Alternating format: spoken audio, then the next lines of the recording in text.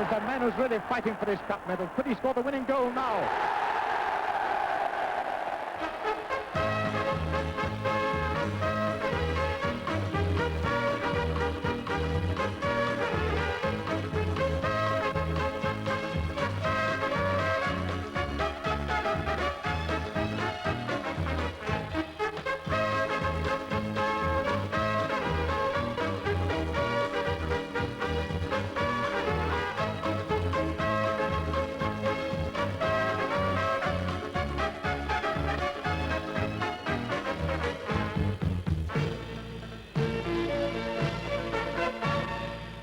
Amazingly, 13 goals on Sunday was only enough to send one team to Wembley. Crystal Palace are there. Tonight, Oldham Athletic and Manchester United must do it all over again.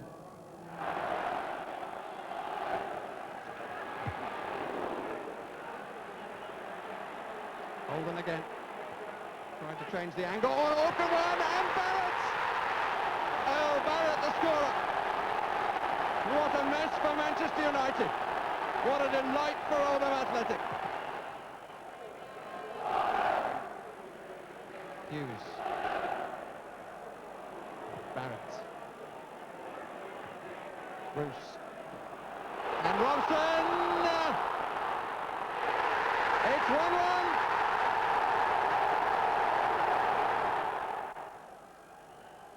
Phelan. Slightly stubbed it, but it comes to Gibson. And it's Webb.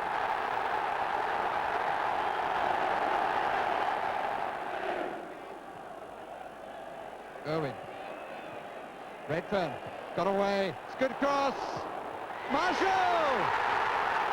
What an unbelievable day this is. Nicked away by McClare. Useful for Wallace. Test of his pace, now test of his finish. And he's equal to both. Milligan. Yes, the space here for Marshall. And Palmer's far side. It's all square again. Welcome once again to Maine Road for the latest chapter in this Cup extravaganza. Yes, 3-3 on Sunday. What on earth is going to happen here tonight? There's a wonderful atmosphere. If anything, the atmosphere might even be better than it was here on Sunday afternoon. Full house, of course, due course. And Jimmy Hill's here with us, as ever. What do you think is going to happen tonight then, Jim? What's your feeling about the match? The impartial tend to think that Oldham might at long last have shot their bolt. I don't think their legs will go to water in a cup match. I mean, when I made that prediction about them going over the hill, it was in relation to the league and the lack of excitement. But with the atmosphere here, they're going to keep running, aren't they? Having got so far, and the second appearance at Wembley round the corner, and the method in which they all believe, and they all believe in their manager, they're a very solid outfit, you know, and United have got to overcome that, and they've got to be at their very best in order to beat a second division team. We'll take a full check on the team in due course, but Danny Wallace starts the match for Manchester United tonight. Yes. Is that significant? I think it's an advantage, because when he came on, he received the ball better. He was a threat with pace up front, as when he scored the goal, and gave them a bit more shape than they'd had. One of their problems, I think, was that Mark Hughes had a bad game.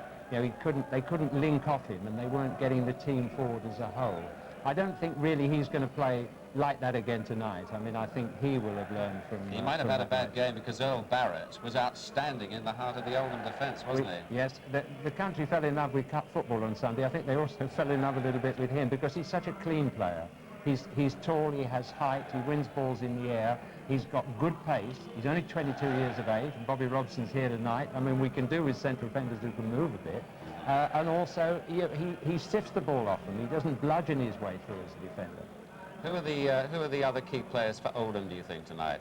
Well, Milligan and Henry are powerhouse in midfield. They really are two wonderfully mobile and determined midfield players. And of course, the Marshall up front. I mean, that nice young man who hit a wonderful goal there, and also made the last for them with that perfectly curved left foot cross. So before we hand to Barry, what's your feeling? United have got to be at their best to beat what I think is the better team, the more solid team at the moment. If United play as the team, eliminate the mistakes, which have played such a part in those 13 goals. Nice to have 13 goals, but remember how many mistakes brought them about. That's all right, I'll take the mistakes and the goals. We'll take the lot. Yeah. If we're in for, as you said on Saturday, a match half as good as that is going to be all right, well, we're in the same position. We're in the same position. Exciting, isn't it? We are getting quite excited about it, and so are the people out there. Thanks, Jimmy. Here's Trevor Brooking now, along with Barry Davies.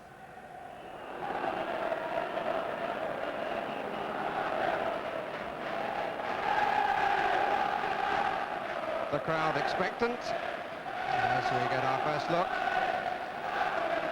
at the ball boys leading out the throng. The referee has two different linesmen with him, Barry Furman and Jeff Banwell. Barry Furman on the right. Smiling Joe Worrell.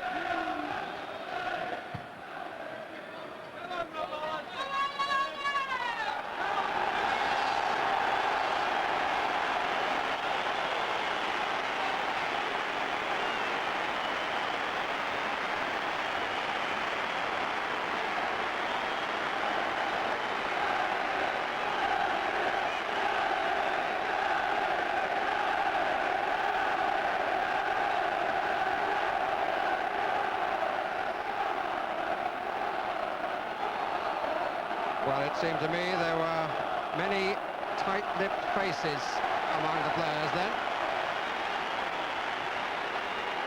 Brian Robson felt that he came off too soon in the first match.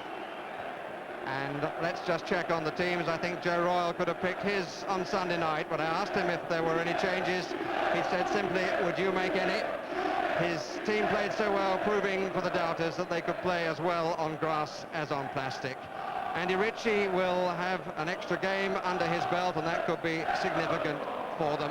And I wonder whether we'll see Rick Holden showing his true form rather earlier than he did on Sunday afternoon. So it means that the inclusion of Danny Wallace is the only change in Act 2 of the Main Road drama. His presence, though, causes a number of numerical changes in the Manchester United lineup. Paul Ince will wear number 2, Neil Webb, the shirt that he likes, number 8, and Wallace, the one that he likes, number 11. The man who stands down is Colin Gibson, who now joins Robbins on the substitutes bench. Danny Wallace, I'm sure he thought that he'd scored the winner when Brian McClare played him through in the 92nd minute. His expression suggested that, but it was not to be, because Palmer came back with the equaliser, and a deserved equaliser 2 minutes into the second period of extra time.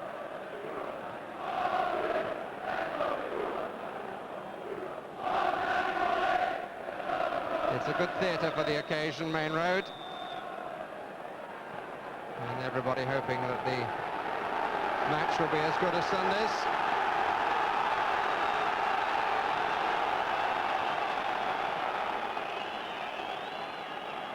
Brian Robson won the toss in the first match. Usual pose for the photographers.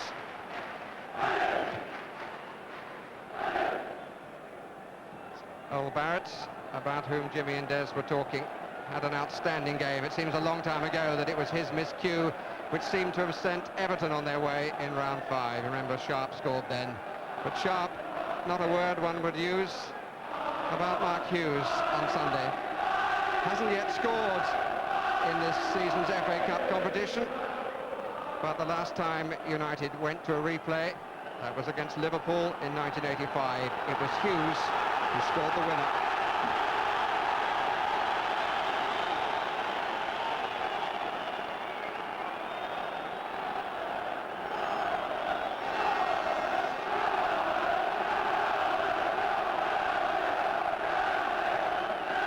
Teams will start the replay the same way as they started the first match. Manchester United attacking the goal to our right.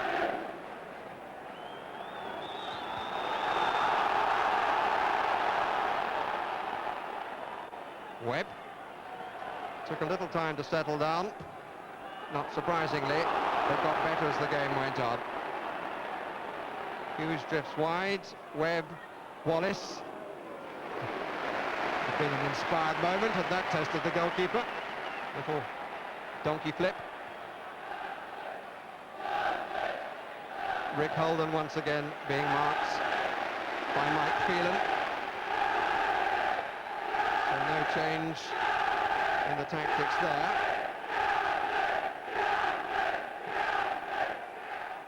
Clare out on the right, a little bit of pushing.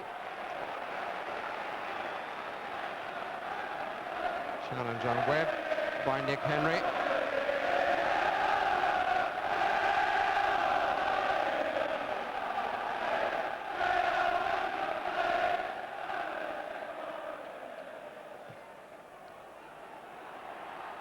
Oh, that was a little uncomfortable for Holden.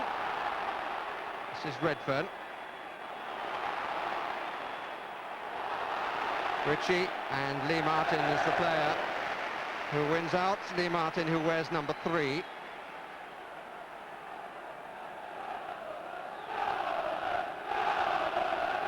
But he won out unfairly.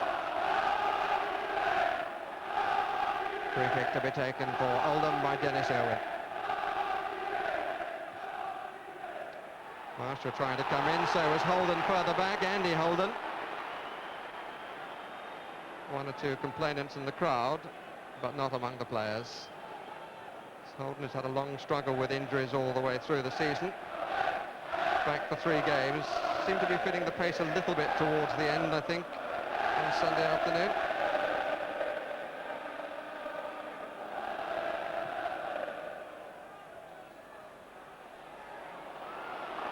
The windmill was Hughes. Marshall and Pallister, the goalkeeper, is available. That's well played. It's behind the goal. But if Jim Leighton came out feeling a little unsettled, that would not have helped him. Mistake by Pallister, who made some early mistakes again in the first match. But the angle was too tight for Marshall to cause real damage.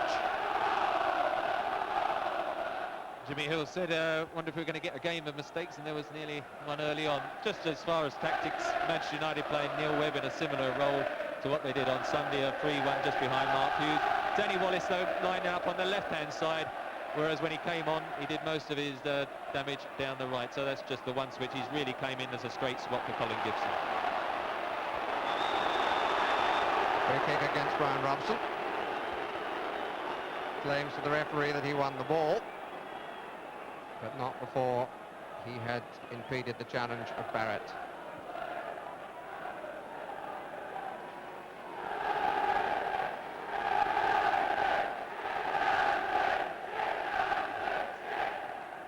Andy Holden takes. Goal kick.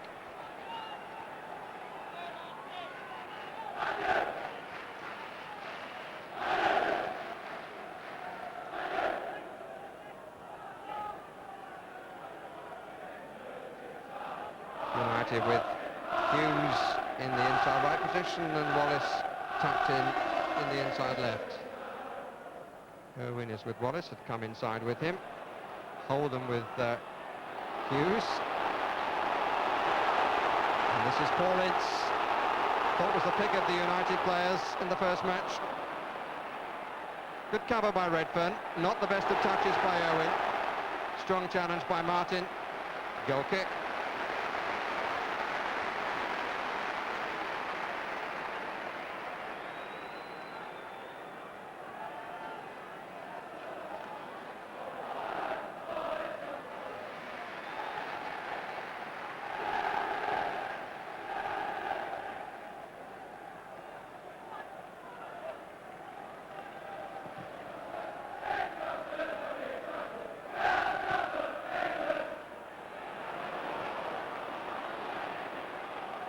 Cover by Barrett. Irwin. Redfern, who wanted it earlier than that. Not from Irwin, but from Barrett. Martin in trouble. Ritchie behind him. Good challenge that was by Mike Phelan on Rick Holden. Needed to be 2. It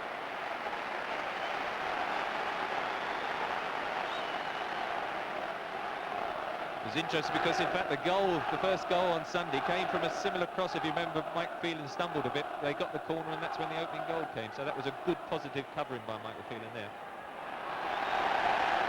Ball had gone out, said the linesman. And here is an Oldham corner, right on cue. 5 minutes and 33 seconds played. And the goal on Sunday came just on the 6th minute. Barrett, who was the scorer, was the bookies rating of 50-1. He's coming in for it now. Oh, that came off the post. And United not looking too comfortable on the cover on the post. This is a promising break for them though. Oh, it would have been if McClare hadn't turned his back on the ball. Webb. Good cover. Barrett. And so far, Andy Holden has taken Hughes more often than Barrett in these opening minutes.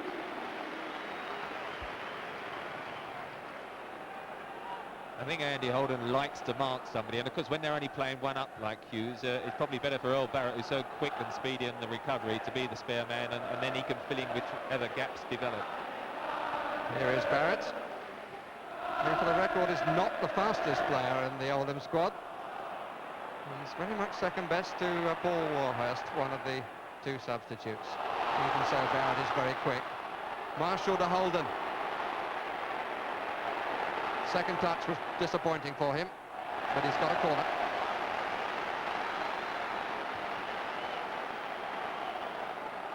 That's the one from the corner that hit the post, and Leighton arrived well after that hit had taken place. And the cover on the post was really not very good. Holden.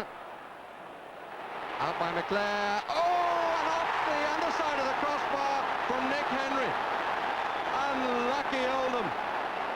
As soon as McClare headed that out, he looked with concern because the ball went straight to Henry, who struck it back. It came off the underside of the crossbar with the goalkeeper well beaten, and then bounced into Leighton's arms.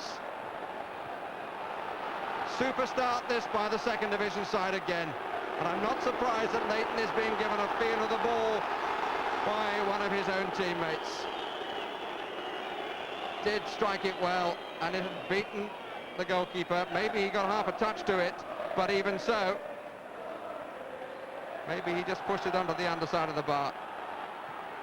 I think Jim Leighton did actually get the faintest of touches, and that's all it needed to take it onto the crossbar. But 2 escapes really, one the corner kick, which everyone left, and bounced off the post and could easily have hit, I think it was Ian Marshall on the near post, and bounced back into the net. And then again there, a great strike by Nicky Henry.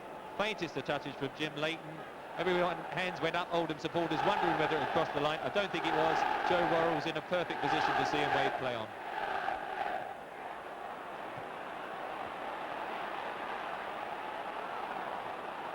Webb, Hughes, McClare to the right. Michael Henry is everywhere. That's a good ball though. Webb!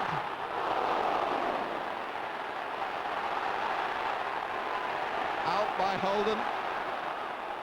Every promise here of Sunday afternoon continued. Wallace.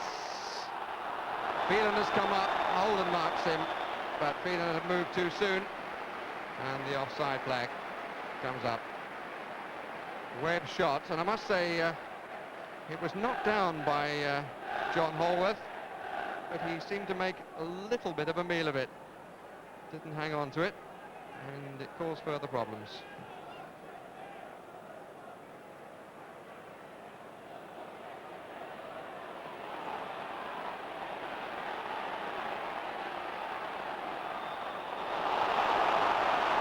Little push. Little obstruction.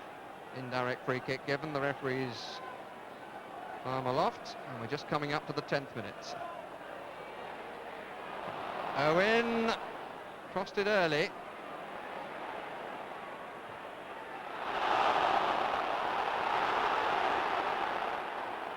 Interesting throw off the back of Phelan. Good claim by Jim Leighton. Full of enterprise, this Oldham side. A great show of confidence, wasn't it? I mean, they have made an excellent start, and it just shows how bubbly they are to just take a cheeky throw in like that, play a 1-2 off the back of Michael Phelan. I shouldn't think he was too pleased.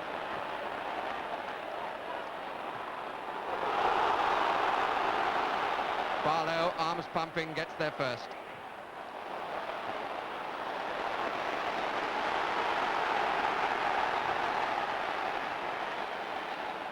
Well, to coin a phrase, we have promise here of a cracker. Holworth. And a passing word with Barrett.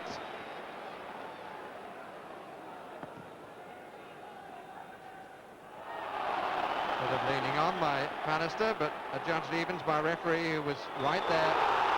Campbell. Hughes shakes his head, but for a brief moment then he played a little basketball.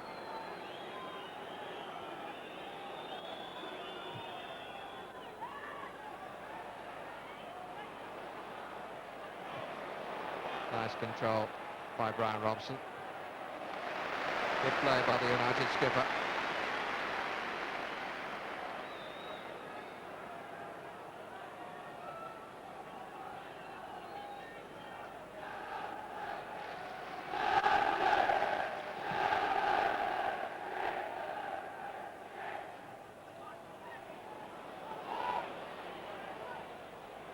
Webb.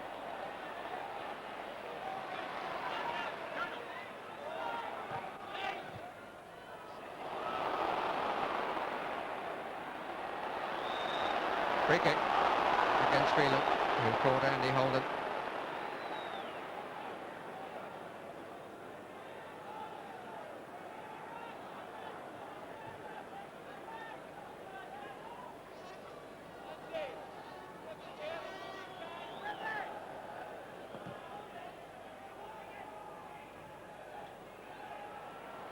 Milligan. Brian Robson complains to Joe Worrell. Dennis Irwin, Neil Redfern. Putting forward quite a lot in the opening moments, Neil Redfern on the right side of the Oldham midfield. That's Barrett's. Chase for Marshall. Play on, says the referee. Ball safely in the arms of Jim Leighton anyway.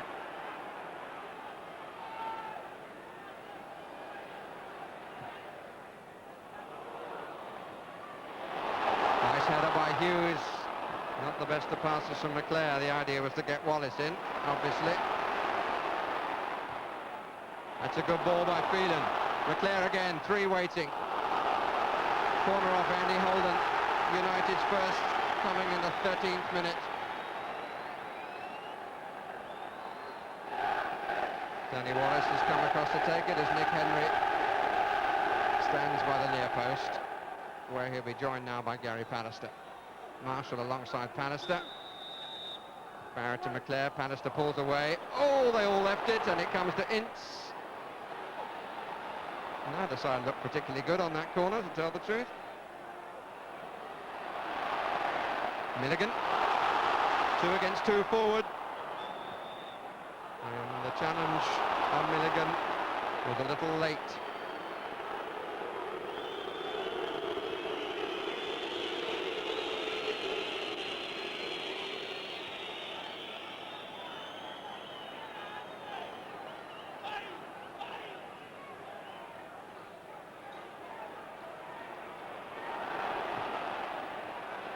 Oldham not looking comfortable on the ball. Free kick. Charge in the back by Barlow. Some of the cheers are of an ironical nature against the referee.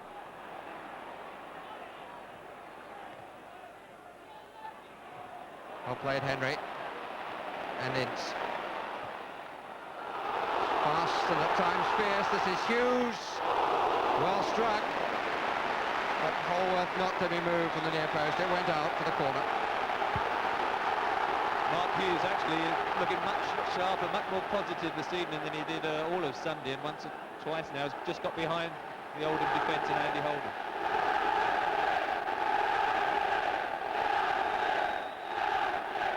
United's second corner. Again, Wallace to take.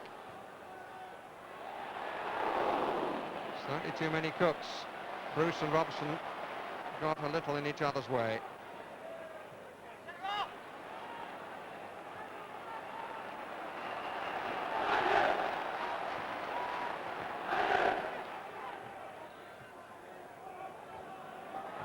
Milligan in possession.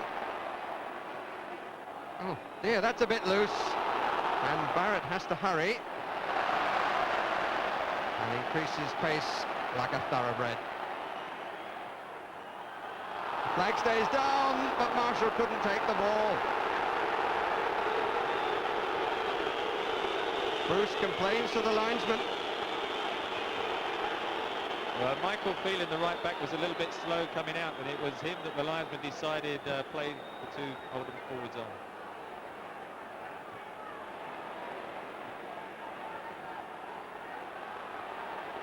Ritchie. Barlow. Pace of the game and the movement of the ball just a bit too much then for the Oldham left back. Incidentally, if you've just tuned in expecting drama, we have drama here at Maine Road, but the only JR is Joe Royal, the manager of Oldham Athletic. I'm afraid tonight is not a night for Dallas because of this FA Cup semi-final. Hughes is offside.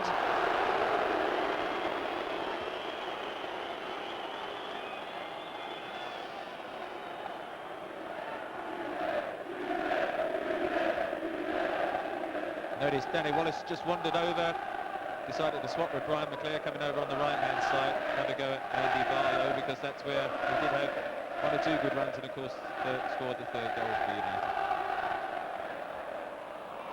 Henry.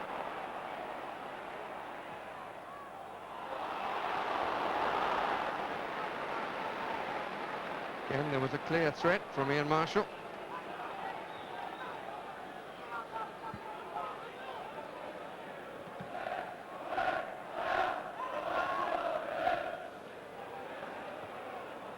Well, he looked and then gave it away. Wallace back on the left, didn't stay too long on the right. Maybe there was a shout from the bench with a Scottish burr.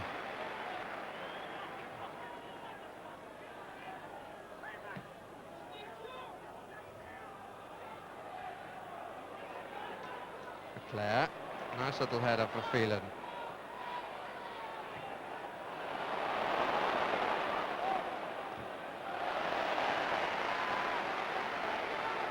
Real hounder of the ball and the opposition, little Nick Henry.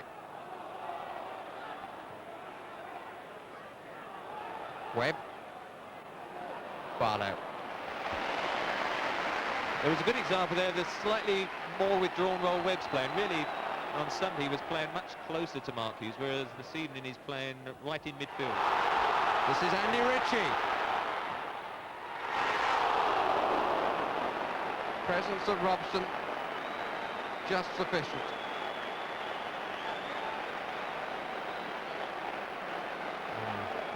And now back running forward. Sorry about that one. Leighton narrowed the angle. And the shot across the face of the goal. Pace of Robson, he made up a lot of ground then and arrived just in time with a little bit of a lean.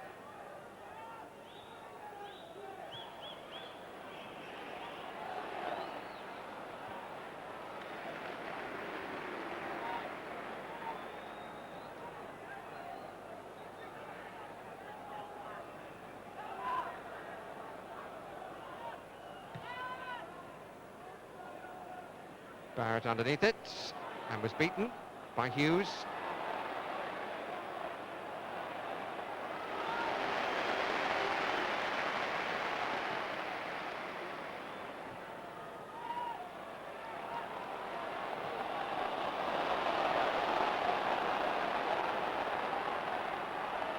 Barrett again, difficult to see a player who's not marked.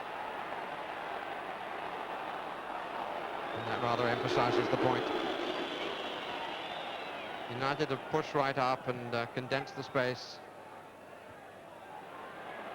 We've had 20 minutes, had plenty of activity, but as yet, no goals.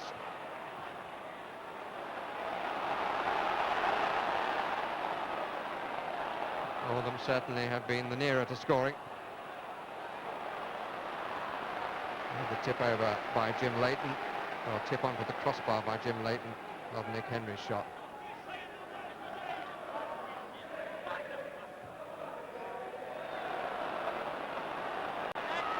Barrett caught in two minds, but look at his speed of recovery.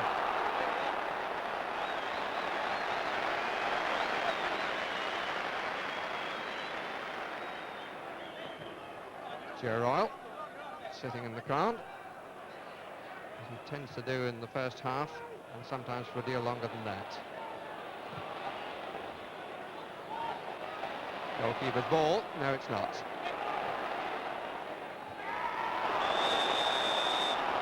Free kick against Phelan for the challenge from behind.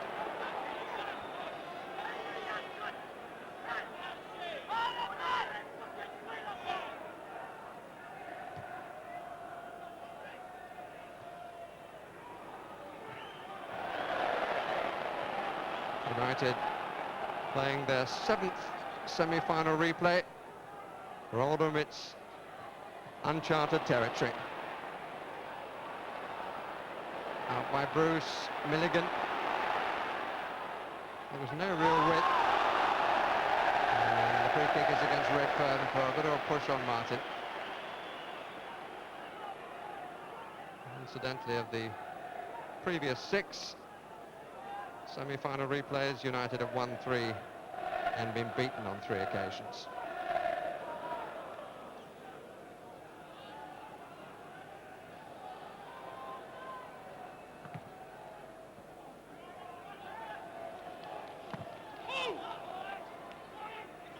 Good chest trap, but the ball given out, that seemed a little harsh, I must say. All of the ball has to cross the line. I'm sure that's precisely what Mark Hughes said to the linesman.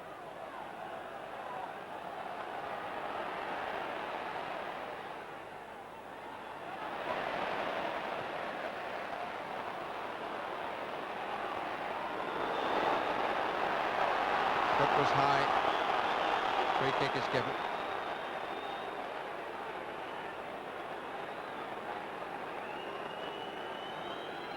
Dangerous play, indirect free kick.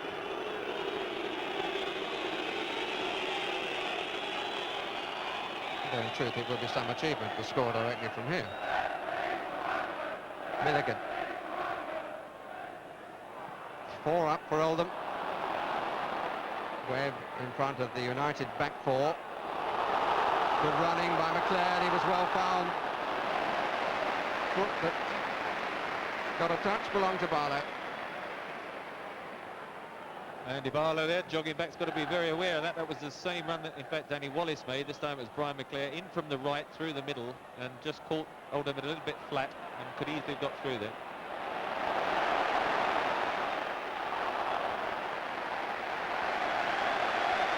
Deserved applause for Paul Ince.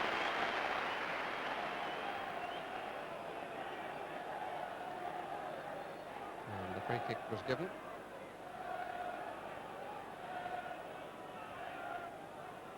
It is taken. That's Holden's. Robson. Lee Martin. Forward claims. And there was a foot up there, and the referee has a quick look, but let's play continue.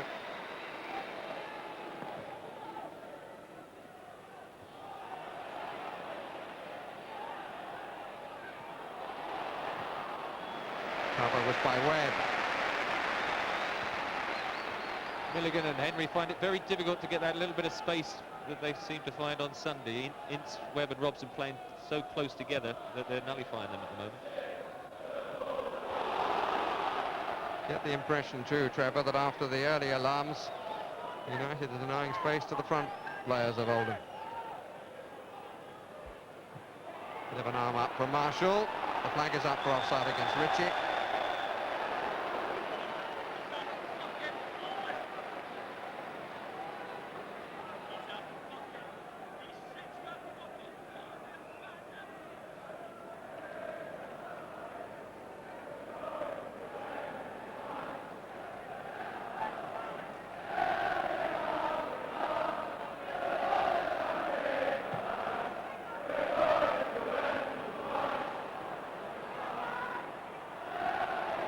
Webb. Robson was hoping to break forward. And as he ran forward, was looking at Webb all the time while still making forward motion.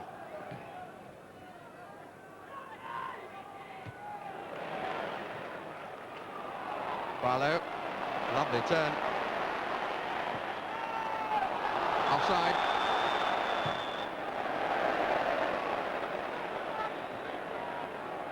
Jim Leighton being required to play as a sort of sweeper then. Sutton's had to come out several times. Now the back four really are pushing up.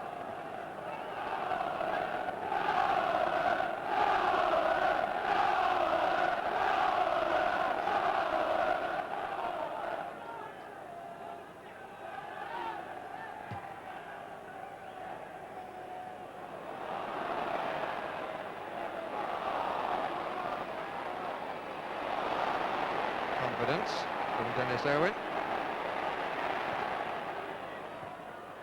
Ritchie denied by Webb. Hughes looks to the right. Phelan won't make that.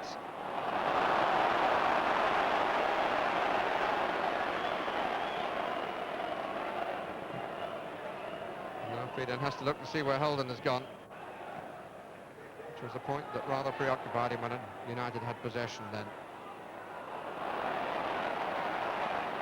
2-2. The two of United wins.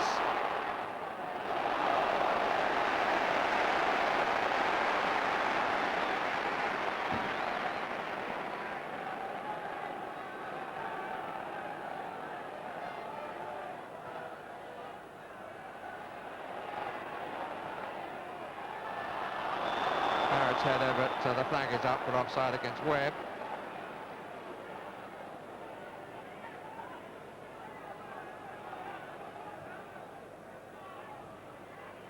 Marshall just got a nod on.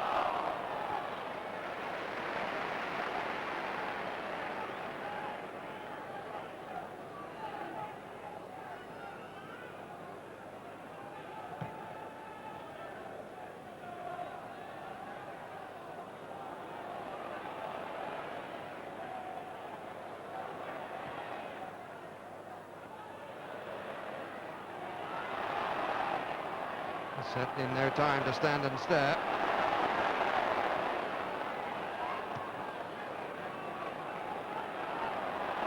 Ball curling a bit, and Bruce decided to come away from it, and here's Marshall. Good positioning by Jim Leighton. That hurt Marshall a bit.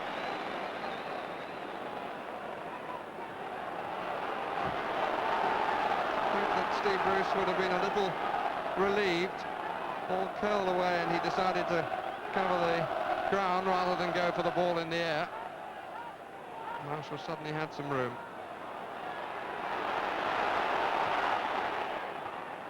Wallace. Phelan starts to make the run. Rick Holden is with him. Phelan wins it, and Milligan. Fine clearance by the Oldham captain. That denied Brian Robson. Phelan certainly looked as though he would be second best for that ball, but Holden didn't keep his eyes on it. And Phelan got a foot round and Milligan saved his team. Pallister challenged by Marshall. Redfern chased by Ince. Too much on the ball from Redfern. Pace is unrelenting. Football is by no means totally classic, but it's again an exciting encounter. Phelan did awfully well to win that. Holden shouldn't have let him, but Milligan did the best of the three.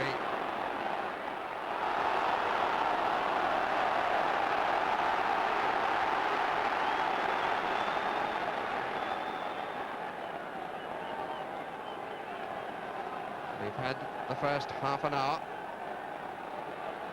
No score.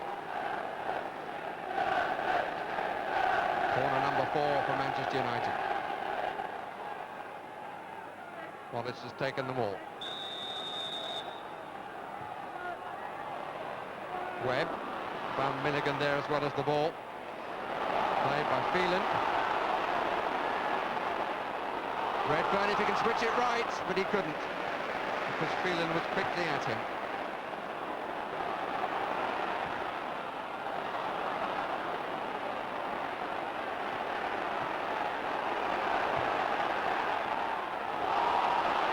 Oldham was slightly casual, but he managed to find Marshall in a slightly curious manner.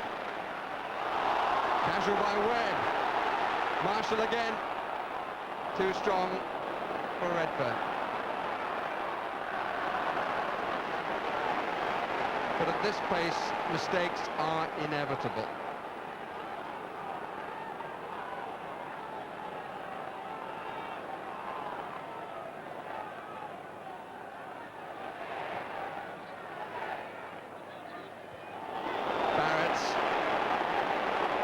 The flag is up for offside, but the free kick will not be for that, but for the challenge that was made on Barrett.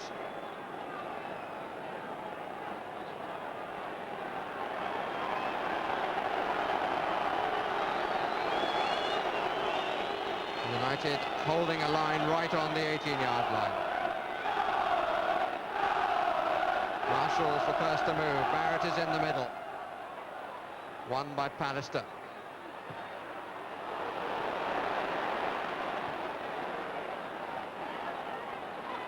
Andy Barlow. Henry. Milligan. Free kick is given against Rick Holden. There's Rick Holden. It's a game a bit like Sunday. Find it difficult to get in to the match so far. He didn't really get into it till extra time or late on in the 90 minutes. Michael Phelan playing him very well, and it was Michael Phelan who set up that almost opportunity for Brian Robson, and Michael Milligan did superb to hook it away.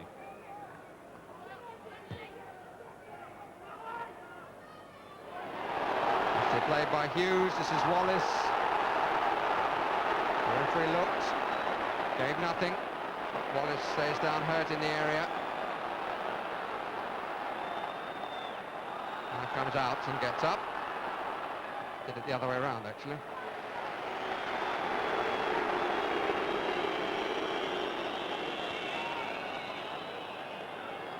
Ran into a wall of human bone.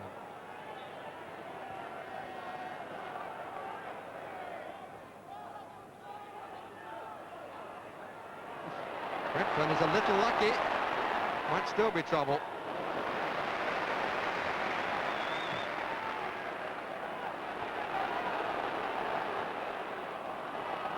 Milligan, Redfern, Milligan.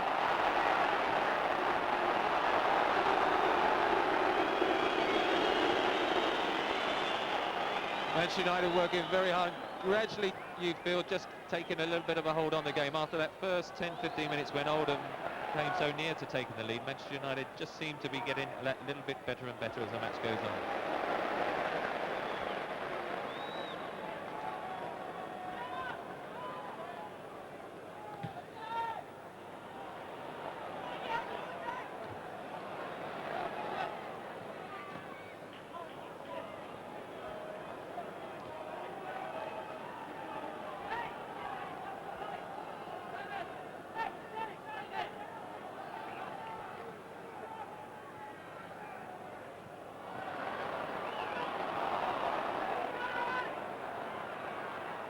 Robson. It's too long. But it forced Barlow to take action after Hallworth had changed his mind. I don't think Barlow was too pleased at the decision of Hallworth. Phelan. Offside against Hughes.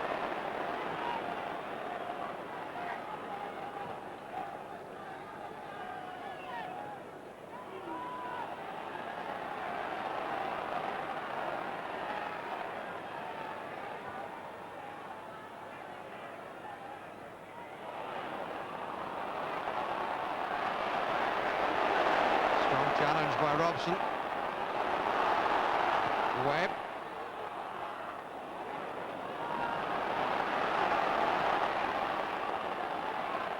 Ritchie.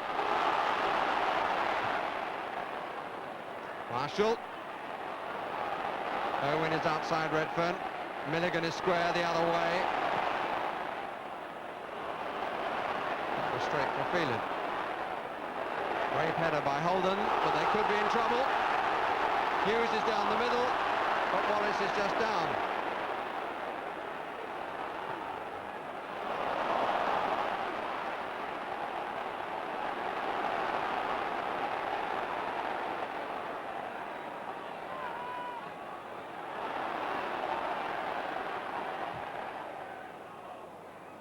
Hughes.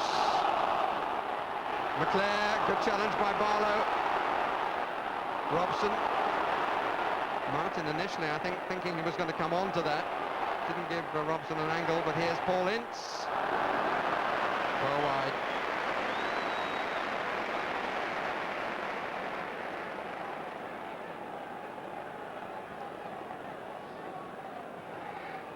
Well, the ball certainly being pinged around side to side, one end to the other. One of those expressions summing up the occasion. All effort. Again, the sweeper Leighton.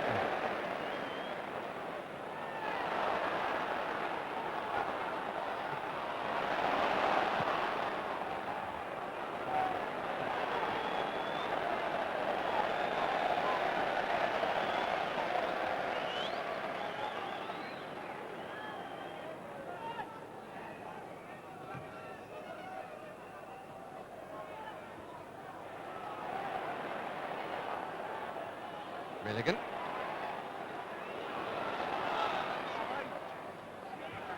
Red ball.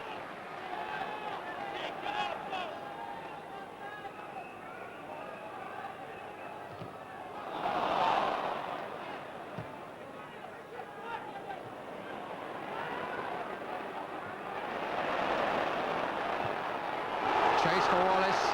Allworth there first. Owen matched the run. Offside. That last Manchester United attack was a classic example of their tactics in this first half. The midfield trio of Robson, Ince and Webb just giving them that little bit of domination in that area, and they're looking for Wallace from either flank with Brian McClare, both using their pace to join Hughes and try and break the offside trap.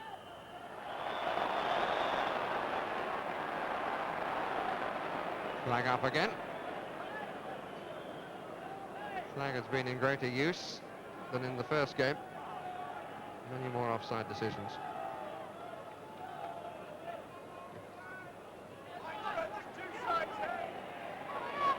Holden. Ritchie. Shields it from Bruce. Holden.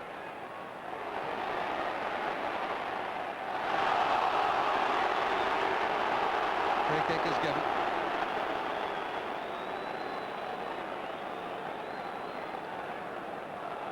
Hasn't been able to get outside this man yet, though, Rick Holden. That was caught as he cut in. 4 in the area for Oldham, now 5. Bannister's head.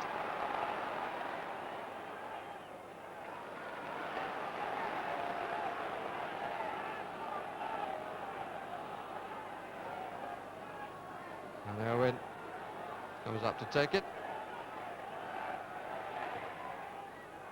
Bannister, that was a poor header. But Henry was just grasping at the ball, if you can do that with a foot. He never looked like controlling it.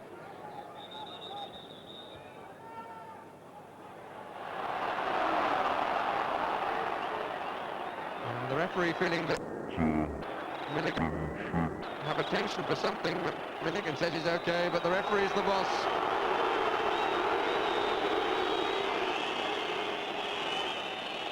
The referee makes it quite clear that he stopped his watch. And, there must be a cut.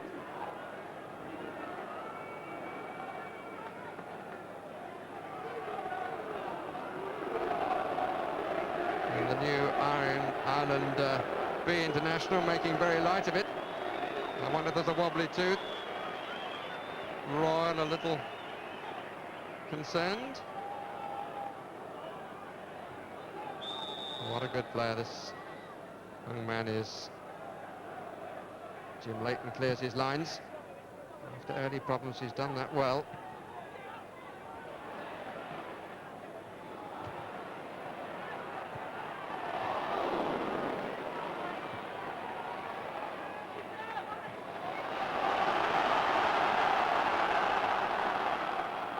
Barlow, Milligan, Henry.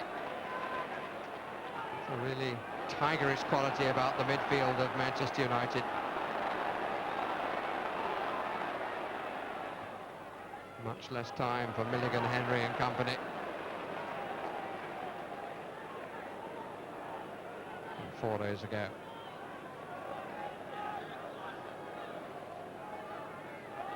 Jim Leighton's played every game this season for Manchester United. Alec Ferguson in the crowd.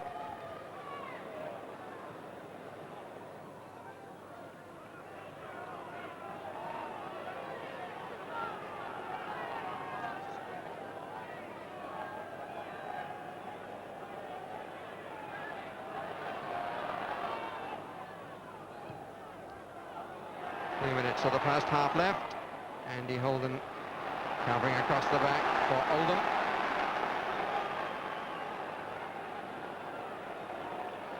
Always a good time to get a goal, just on the stroke of half-time. Gives the other team a long time to think about it. And there's McClare, well watched and covered by Holden. Marshall, straight back by Bruce, who got there first, and the flag up for offside.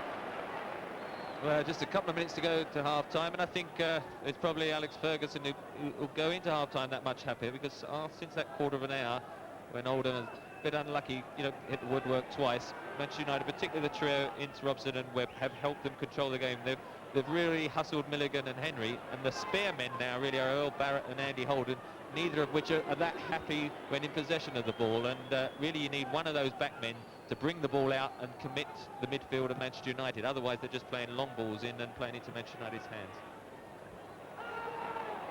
Marshall, the flag is up on the far side, and I wonder whether that thought that you just expressed, Trevor, is going through Joe Royle's mind, and whether he's thinking about Paul Warhurst, who's a very good player coming forward as well as a good defender, though only 20 years old. Young man who's conquered an asthmatical problem, incidentally. Offside against Wallace.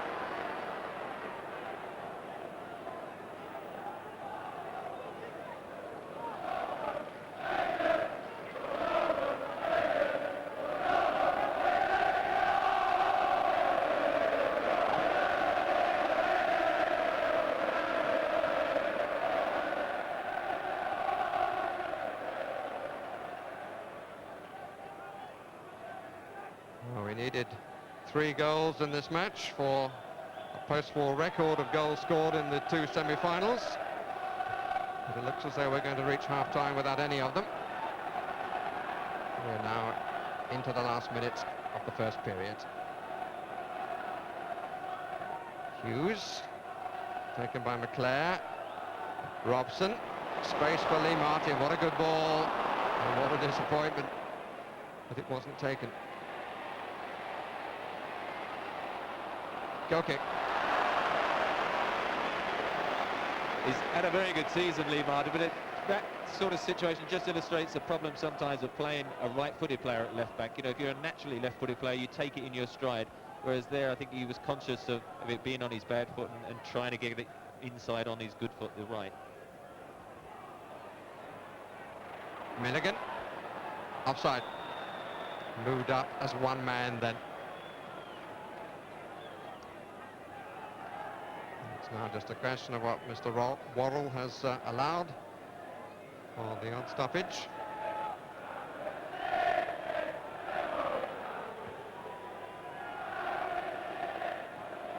Hughes holds it up well. Robson. Barlow didn't really get it cleanly. Wallace. Martin. Just won by Henry, although not comfortably. And across the face of the goal behind him. Marshall.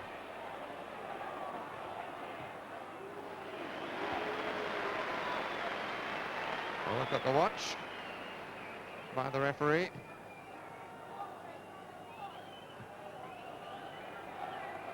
Holden, Barlow.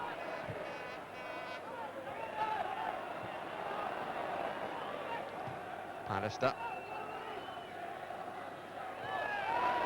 Second check of the watch.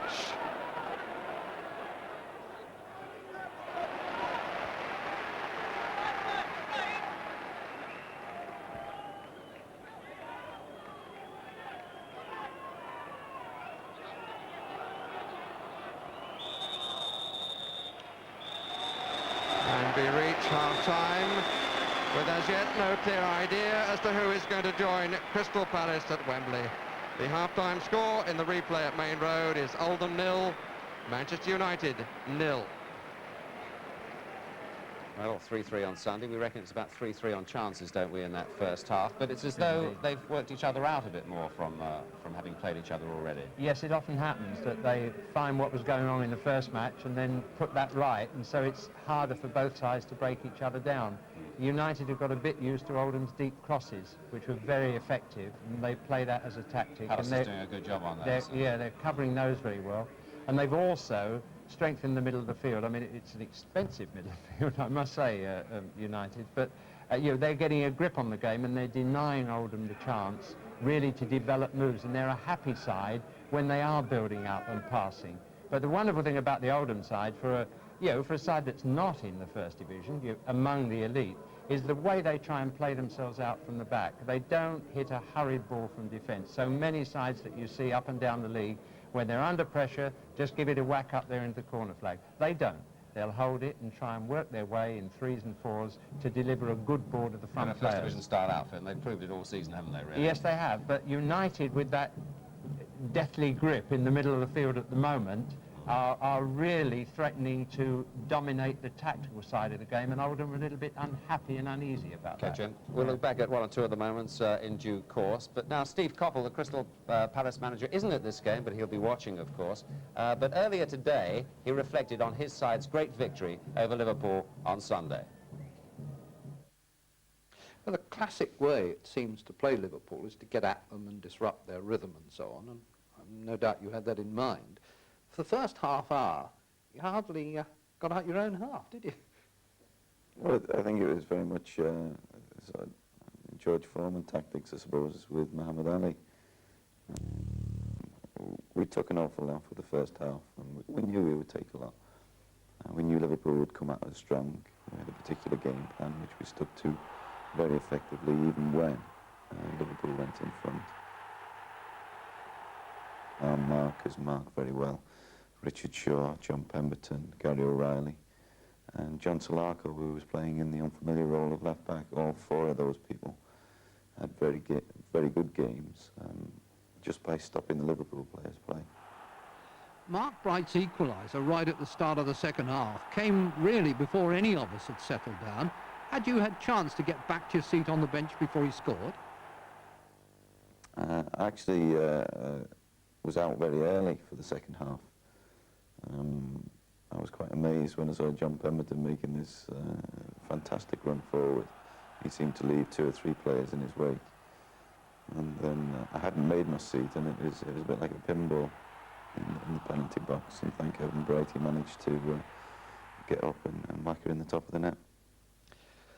And then Gary O'Reilly turned up to do the business for you.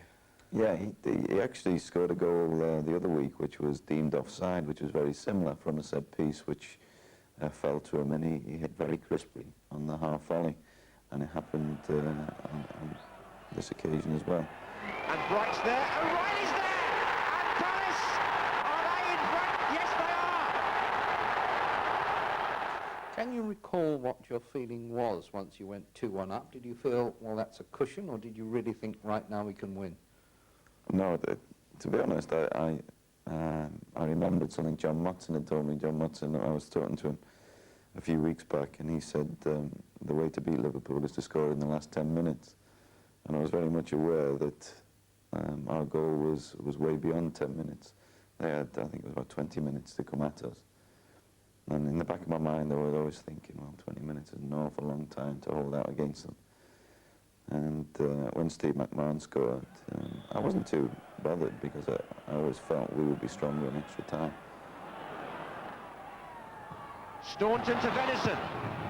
Right across the goal, McMahon! Oh, it's there! It's 2-2! Uncharacteristic, but a great strike by Steve McMahon. We were right behind it. And I really didn't fancy him to score through a ruck of players, where he got it right in the roof of the net. And the penalty? Well, George Courtney was in a great position to give it. He was about 4 or 5 yards away. I don't think it was meant, but I think it was a penalty. I think John was just trying to get out of the way. I think you could see his hands went up. Staunton run across him, and Staunton's back lift, I think, just clipped Pembroke's shin. He went down.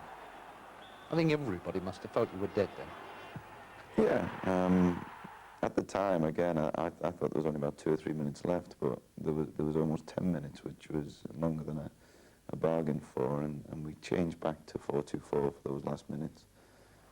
And again, a set piece just saved us, and it was a good feeling seeing that goal going from Andy Gray, I must admit. John has been saying to me, I never realised you could jump so high and things like this.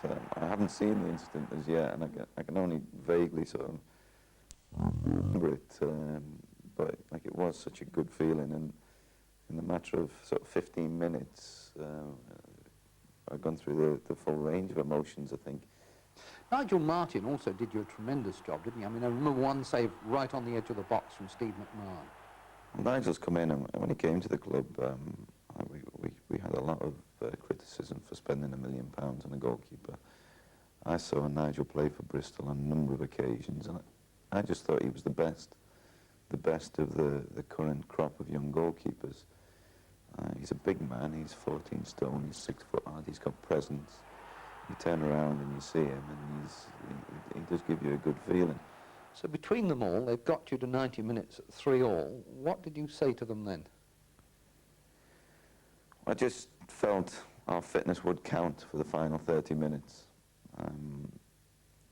I think they did surprise me a little bit with the resilience over the 90 minutes, and looking at the extra time, it's the only part of the game I have seen on video. I saw the extra time, and in my mind's eye, I just thought, but having seen the game, I thought extra time, Liverpool probably edged. And the corner that did it for you couldn't possibly have worked better, could it? No. Andy Gray took an awful long time sort of setting up for the corner, and I always think that's a bad thing. You know, the longer you wait and the longer you try and make it perfect, the worse it usually becomes, or worse it usually turns out. But he hit a great ball at the near post, and Andy Thorne got a really great flick on. And Alan Pardew's must have made 200 odd runs like that on all our corners this season, eventually came up trumps. You also looked to me as though you said something of a record for your departure from the bench to the dressing room. Didn't you want to stay and share in the atmosphere? Well, not really. I do think there's altogether too much emphasis put on managers and coaches and things now in football today. And we've gone through, again, the full range of emotions, particularly this season.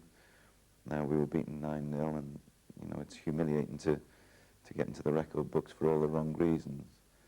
And we've been up and down this season, and to come through it all and to win a semi-final is the finest feeling ever.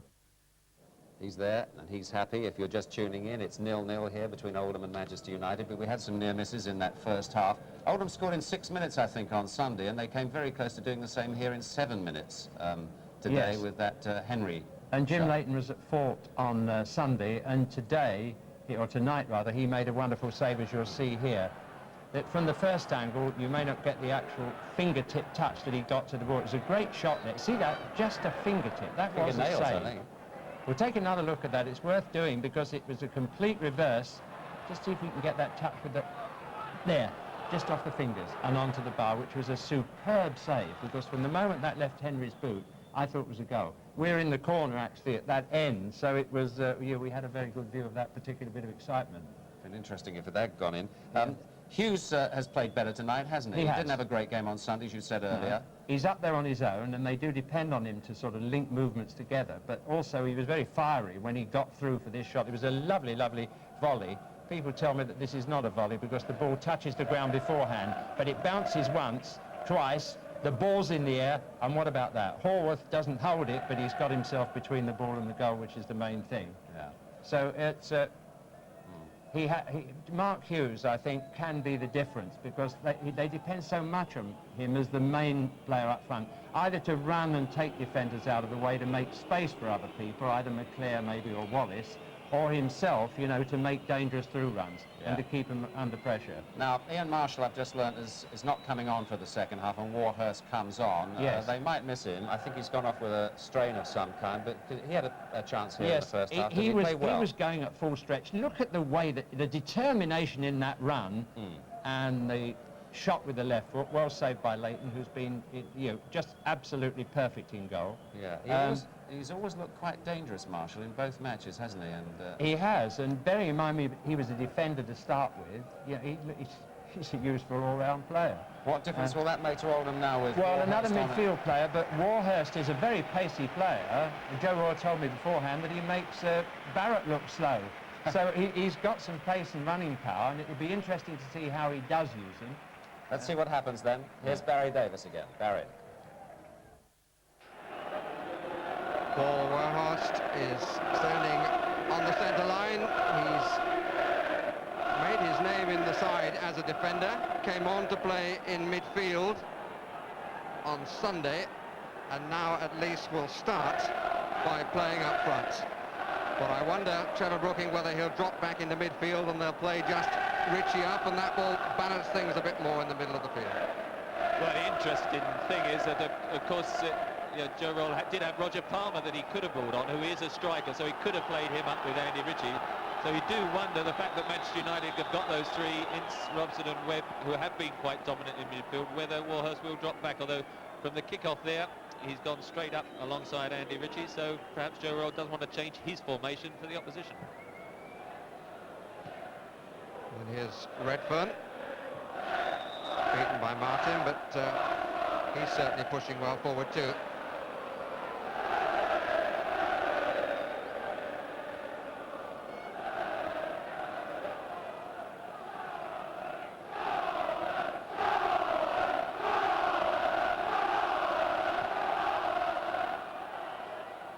Well won by Bruce.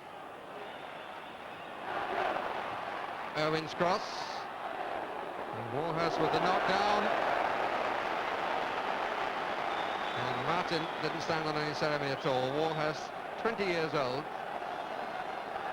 was a player here at Maine Road with Manchester City, but was released and joined Oldham. Some talent in my book. And he's now on the near post. Ritchie right in front of the goalkeeper. Cover on the near post was by the England captain. Barlow is the back man and plays it safe.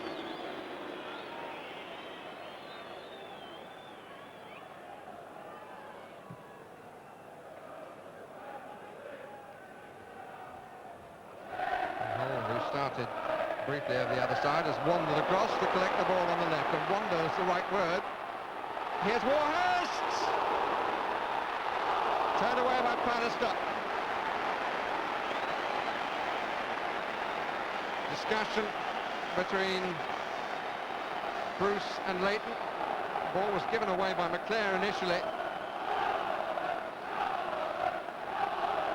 And that was where, in fact, as you see, Ricky Holden whips it in, and in fact, although he came for it, Jim Leighton, he didn't get there, and in fact, he and Bruce made a sandwich of Warhurst, and that's why he's getting treatment now. But one of the reasons, of course, he could have brought Warhurst on rather than Palmer is his electric pace, and playing the offside as well, Manchester United, that extra yard or two did take him clear of their back line. Ritchie again just in front of the goalkeeper. Acrobatically out by Robson.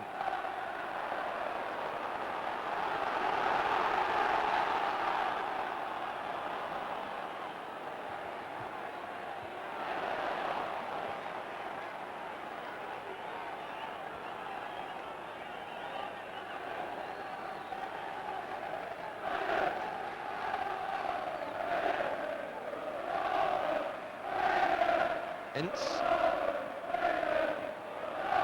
Put in by Holden.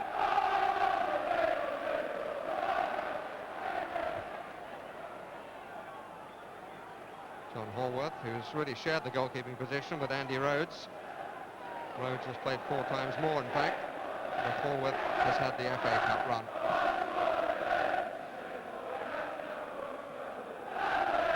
Wallace a little slow to react. Owen. Off Martin.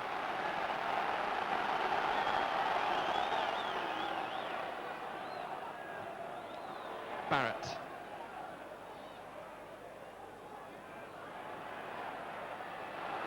Barlow was so tight to McClare.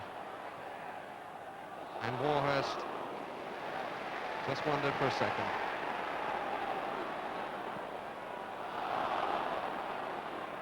It's out.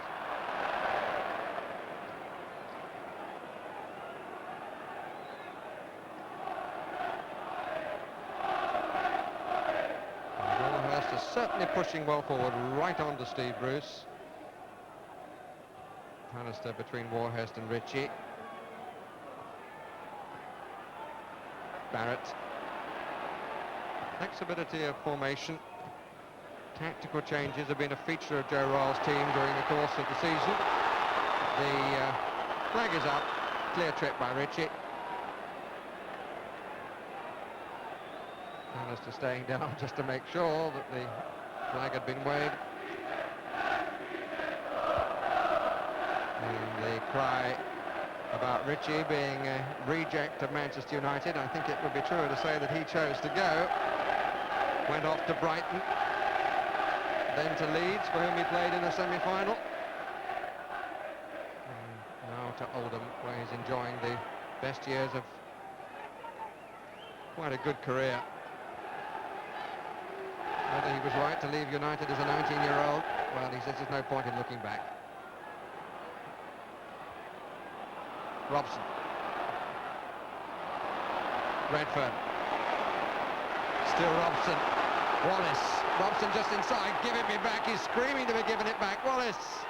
Oh, he's going to go in. Yes, McClare. Brian McClare. Is that going to be another crucial goal in the FA Cup?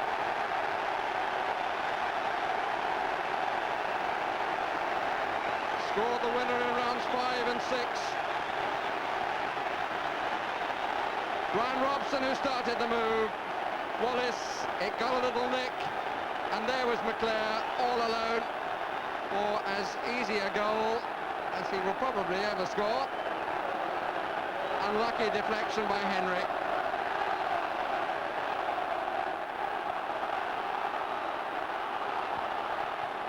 Referee says play on, the flag went up briefly.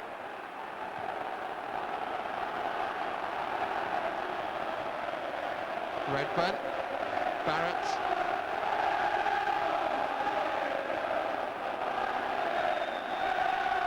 Significant that Brian Robson started that, but he didn't get the ball back, and doubt this is pleased now. Well, a couple of crunching tackles by Brian Robson, touched it out to Danny Wallace, and then was shouting for the return for 20 or 30 yards, and here Danny Wallace really just in the end whacked across, got the cruel deflection really, and there Brian McClare, the sort of opportunity you dream about 3 or 4 yards out, the goalkeeper stranded the other side, and it's 1-0, and Oldham another test of character really. On Sunday they were 2-1 down, 3-2 down, they came back, but it's asking a lot to lift themselves once again. Barrett. Plenty of time. Look at the weight of the ball to Irwin. I say plenty of time because that's the way he plays. It's the sort of player who seems to have time, whatever the pressure. McClare, chase for Webb. Holden will get there first.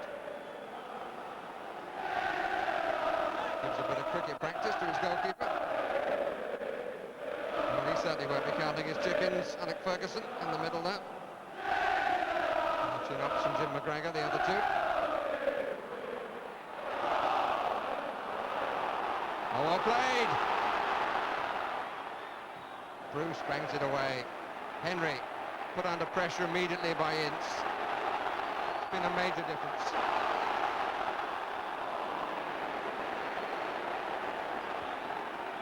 Poor old Nicky Henry be wondering what he's done to upset everyone, because there he was, hit the underside of the crossbar one end early in the first half, and now early in the second half a cruel deflection sets up the United goal.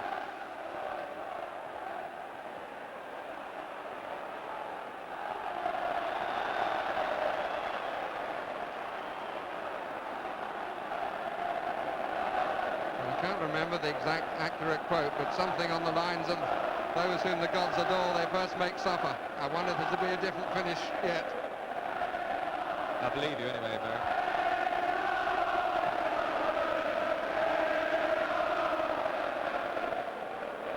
Barlow.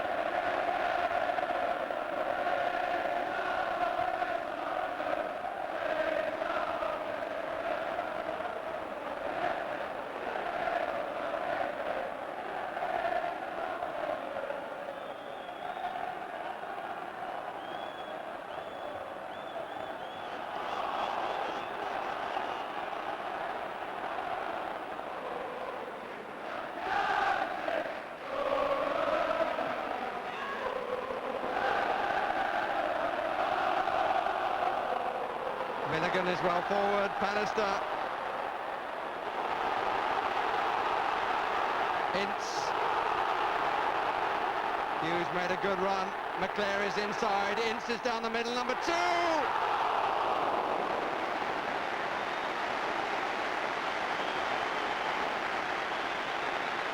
So wanted to finish what he'd started. It got a little deflection, and that time the deflection counted for Oldham. Little touch off Dennis Irwin's head and just took it away on that occasion from Paul Ince.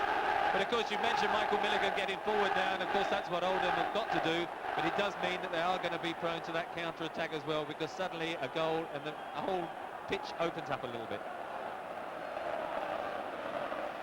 We've had 10 minutes of the second half. Manchester United have the lead. Brian McClare, who hasn't found goals easy this season. It's his 8th only, but his 3rd in the FA Cup.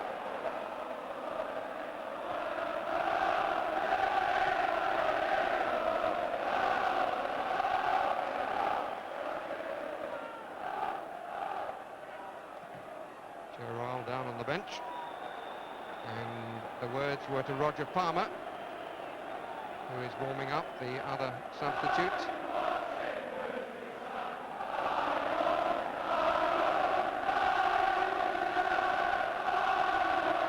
One of the many qualities to admire in Gerrard. He doesn't mess about, he makes up his mind what he's going to do and does it.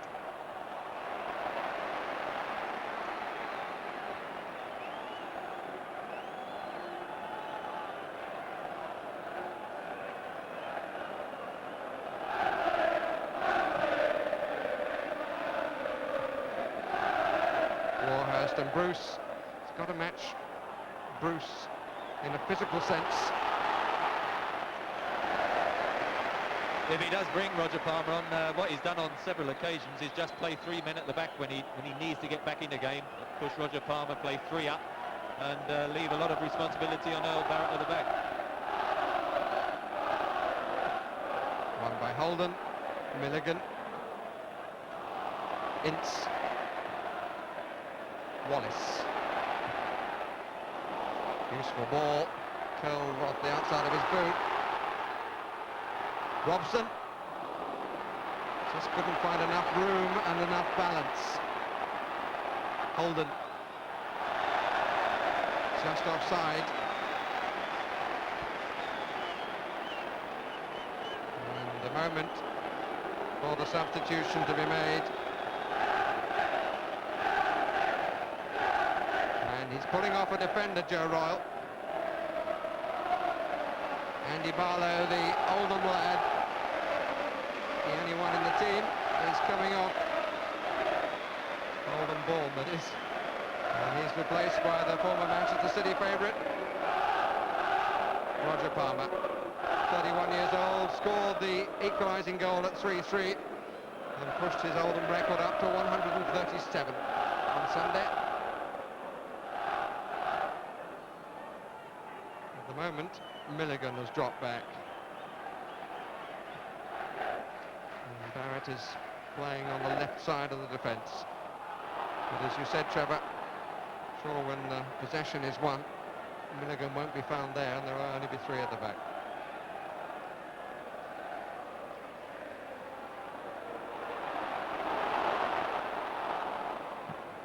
Owen just banged away. First touch for Palmer. Finds Warhurst. That's useful. Ritchie. Offside given. That must have been tight.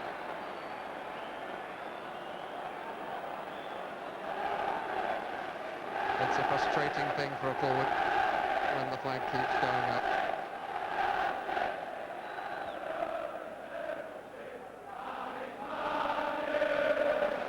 But they were all appealing.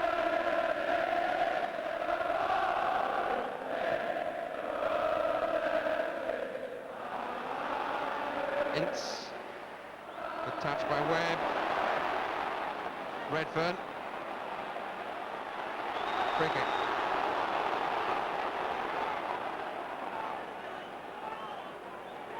Tactically, they are just going to play three at the back and put Roger Palmer just behind the front two of Ritchie and Warhurst, and so Alex Ferguson has immediately countered by bringing Brian Robson back to do a marking job on Palmer, so it's all cat and mouse stuff at the moment. Here's Al Barrett. Ritchie down the left touch line. Forward of the man in possession, who is Oldham. Wild challenge by Michael Phelan. Played well there, Michael Phelan, making up for missing the semi-final with Norwich City. This was costly to Norwich. Oldham to take the free kick. Ritchie. Oldham again. Early cross. Martin, 1 against 1 here.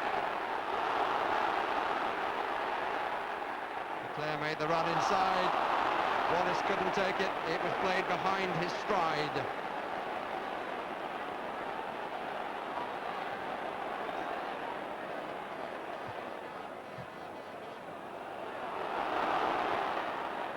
Wallace. Ince. Ince has gone on, wasn't given it. Webb played the more obvious ball.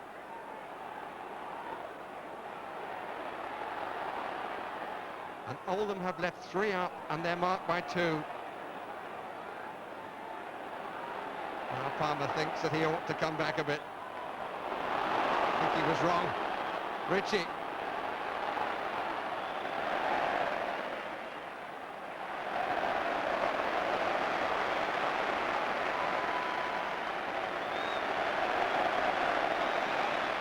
But even on the wrong side of things, Oldham Athletic are a breath of fresh air.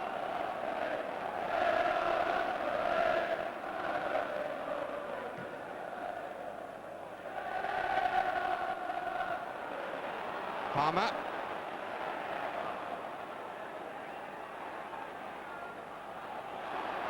Good play by Pallister.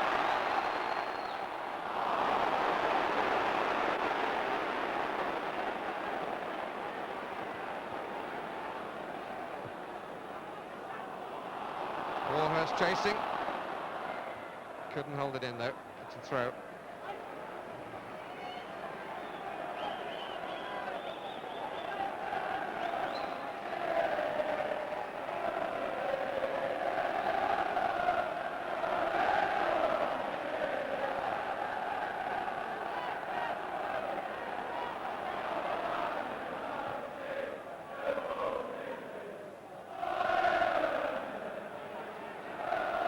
Redfern. Barrett. Holden. Good play, free kick.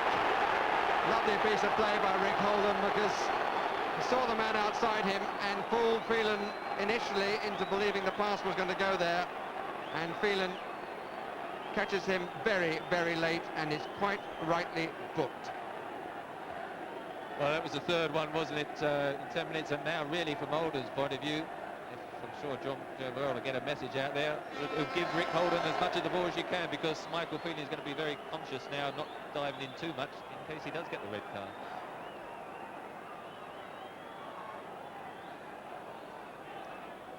Well, Rick Holden, as Aston Villa will know, quite capable of hitting a shot from this sort of range.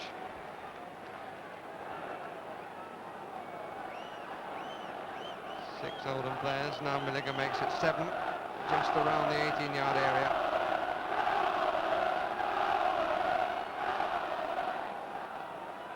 And the man furthest back is halfway into the United half, with the obvious exception of Haworth.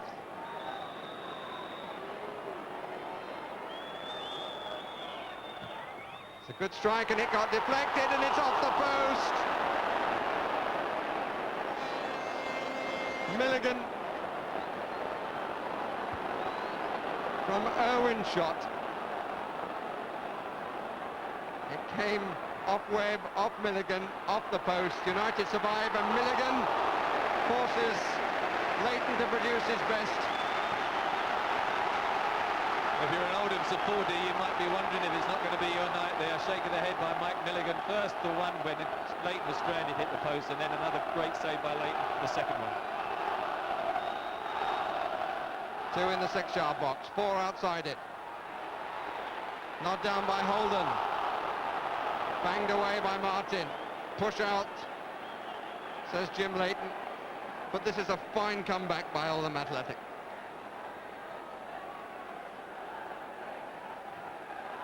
Don't think there's any doubt they are a side worthy of the First Division, but they have to get there, and they're going to probably have to do it the hard way via the playoffs. And Jim Leighton, who's been criticised and has had his problems this season, has also made some crucial saves in this one.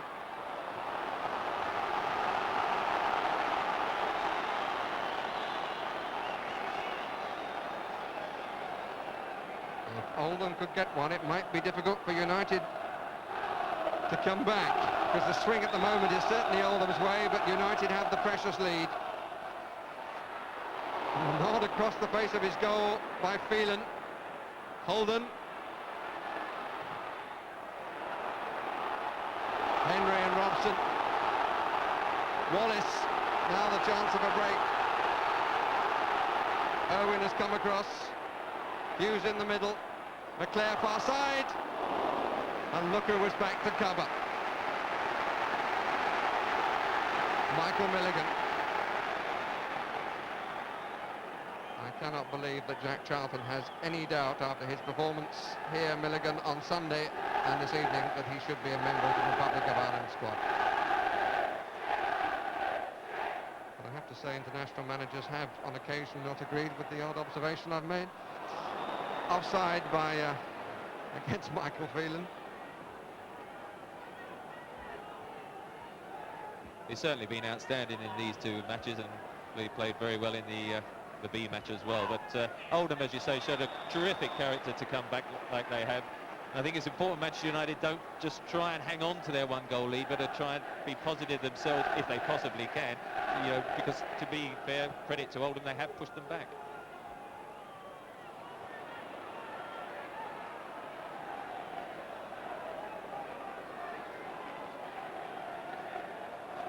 Both the managers now down on the bench.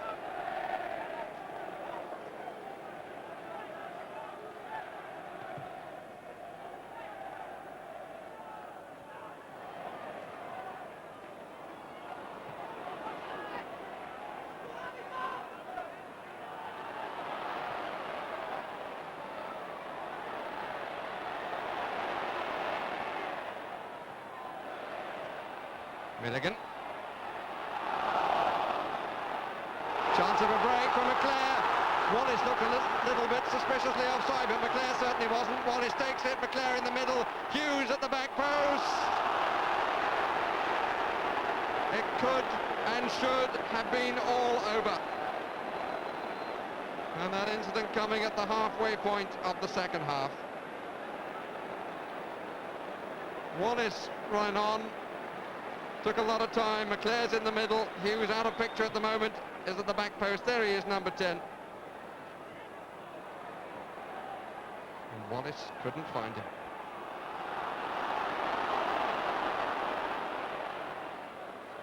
That was a great opportunity. To be fair, I thought Danny Wallace was yards offside, and Brian McClare made a great run from out wide and wasn't offside, but Danny Wallace was. He then took possession, and probably from Manchester United's point of view, it might have been better if it was Brian McClare, because I think he would have given a much better cross to Mark Hughes, who then certainly 3-1. I don't think there would have been any way back. 2-0, should I say, though. Forcing Alec Ferguson to live a little longer on his nerves. It would be an opportunity, greatly regretted, if Oldham could pull back. But it'll be over Brian Robson's dead body, in a manner of speaking. Owen.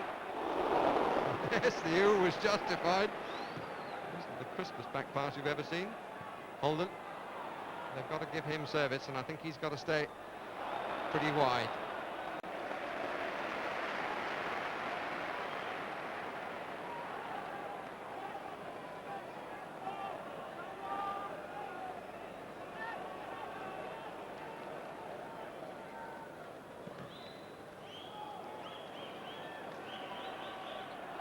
Won by Phelan.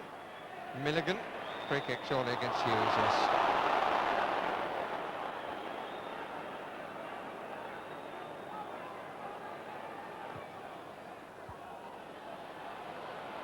Robson beaten to it by Ritchie. Palmer. One or two looks, but no more. Owen. Holden goes wide left. This is for Warhurst. Martin clears for Manchester United.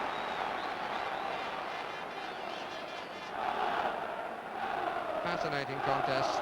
First division side being penned back, but always looking dangerous when they break away. 20 minutes left. Ryan McClare's goal dividing the teams.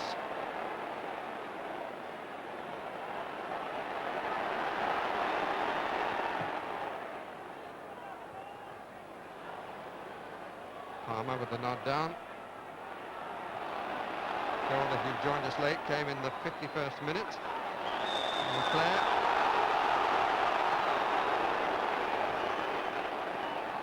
United feeling they are being hard done by the referee.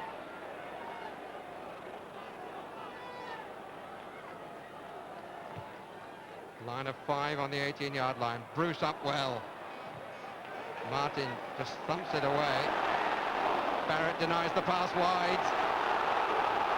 It was just enough because the second pass wide was made under far greater pressure than the first one would have been if the interception hadn't come.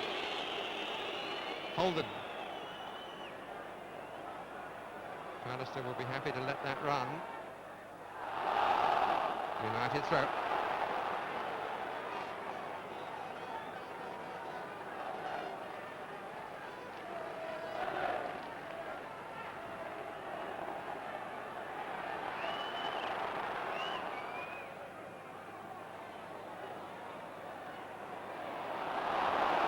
Play on, says the referee.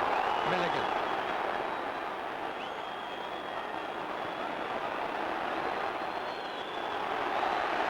Forced in the end to play the negative pass by the persistence of United's front two.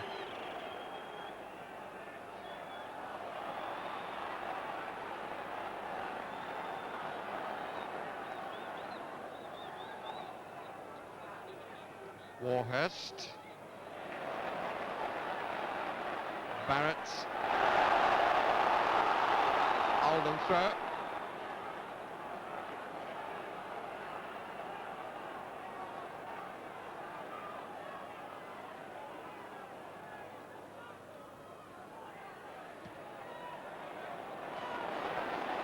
Owen.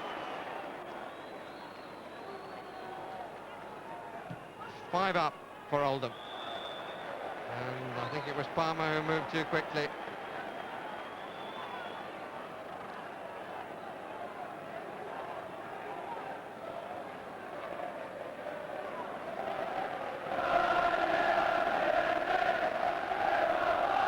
Both managers with observations to make. It's so hard on these occasions to be on the fringe of the battle, hoping you can be heard through the crowd. Palmer, can he go straight? No, he can't. Good play by Bruce. And Henry tried to set an outrageous dummy. Flag is up again. Offside.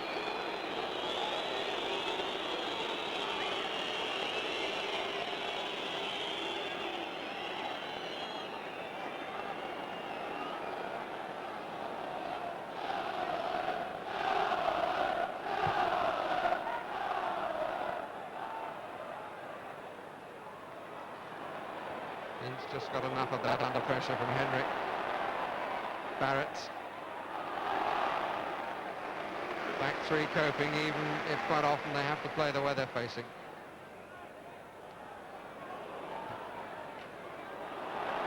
And United often giving leather out of defence. It stretches the back three. That's got a little bit of a deflection. And Hughes leaning all the way on Irwin. Just to illustrate, Joe Roll's mind never goes to sleep. He's made another switch. Warhurst back now to play in the back three and put the extra height of Andy Holden up front to see if he can win one or two balls up there. I think that might also owe something to Warhurst matching the pace of the breaks.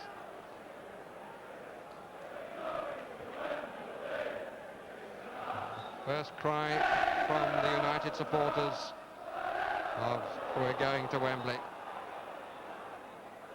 would be Manchester United's 11th appearance in the final, equaling the record of Arsenal, Everton and Newcastle. And 6 of the previous 10 occasions, Manchester United have come home with the cup. Last time in '85. Free kick for the challenge on Robson.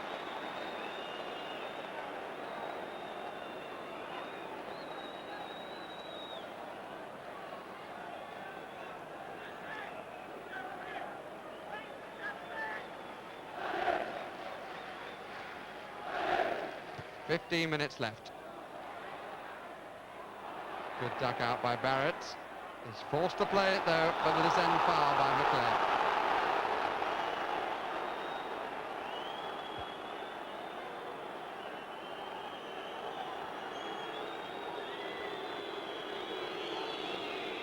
A little under a quarter of an hour of Oldham's 55th match of the season. Their 17th cup tie in the Littlewoods and FA Cups.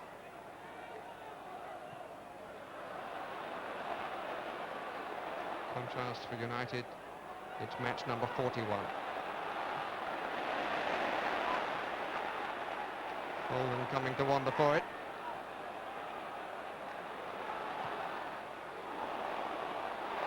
Hughes didn't know he had it. Wallace making the diagonal run.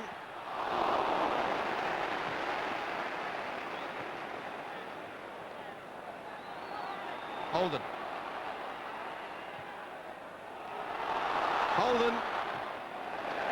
There's a law which covers things like that at that moment.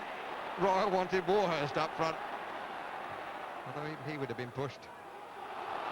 Palmer, good clearance by Phelan. Some last-ditch stuff going on.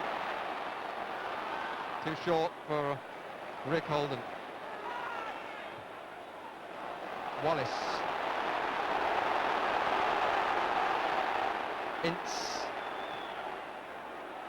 Ince goes again and collects. No, he doesn't. And Ince a little disappointed. He does make some very, very good runs and hasn't always been given the ball when he felt that he should have been. And probably at this stage of the match, it'd be him who would be making more of the forward runs, with Neil Webber and Brian Robson both back after long injuries, done very well, but must eventually be feeling the pace, and at 1-0 up, they certainly don't want to make too many forward runs. Wallace. Calmly back. Paul Ince. And Leclerc, if he had completed the 360 degrees, would have had a goal-scoring opportunity.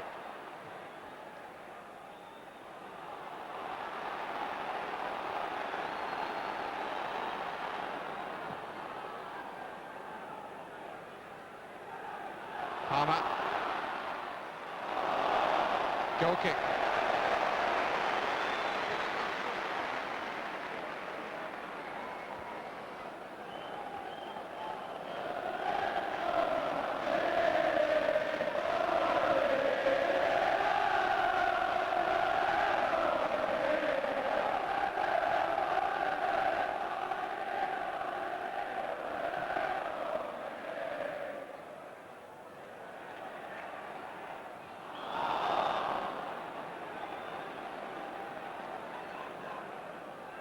Oldham's free kick, and a substitution to be made by Manchester United.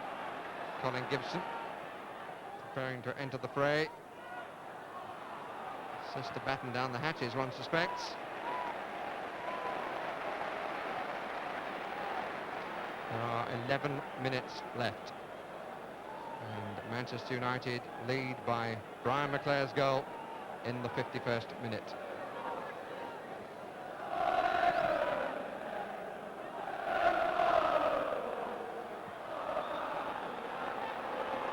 Wallace using the most rounded part of his physique just to get his backside into Warhurst and put him off. Ritchie. Free kick is given against Bruce.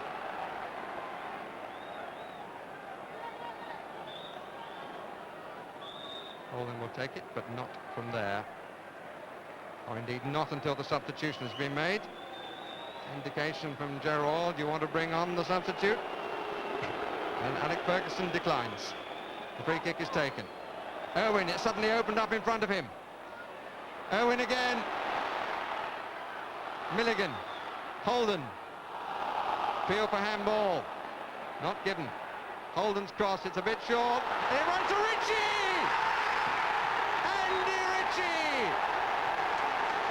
The man who began his career as a teenager at Old Trafford has beaten Jim Leighton, and again in this quite remarkable FA Cup semi-final. It is all square.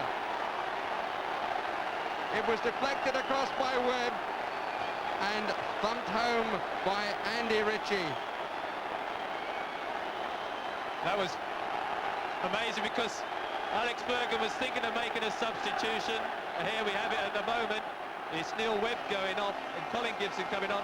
Alex Ferguson declined to make it because he didn't want to bring somebody on while they were defending from a set piece. And ironically enough, by not making that substitution perhaps, it just relaxed everyone. Concentration went a little bit, and there Andy Ritchie tucks it away. I have to say, I think all neutrals would feel Oldham, they came back so well, I think they did deserve that equaliser. That's from United's viewpoint, the deflection that took the ball straight through Phelan. But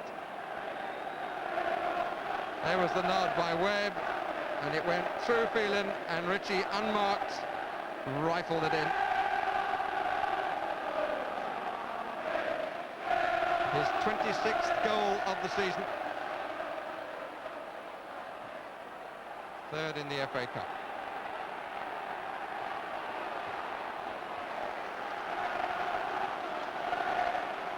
Well, I was suggesting earlier that the balance was swinging towards Oldham and what might happen if Gerrard's side were able to get the equaliser.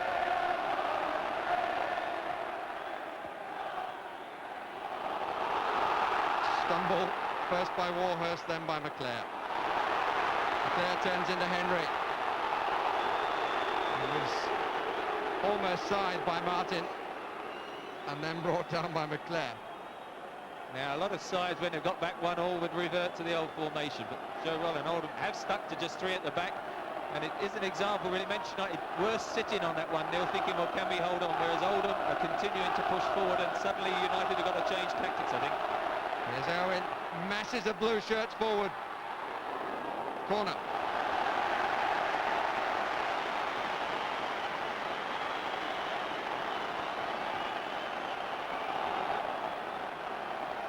Oldham's 8, Manchester United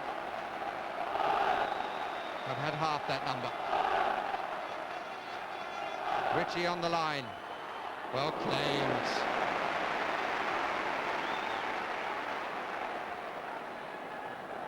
I'm always a little bit concerned with Jim Leighton on crossing, but that was a great take under a lot of pressure.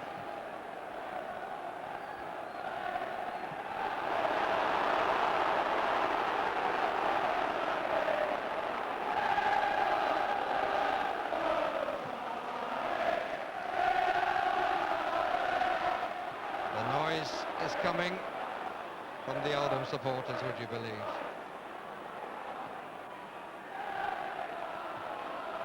Barrett. Well, they're entitled to a moment of respite.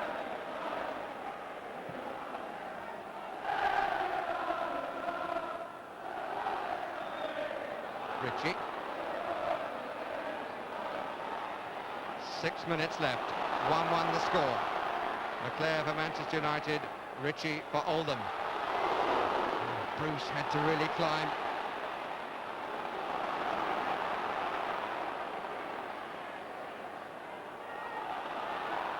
Ince and Palmer, free kick against Palmer.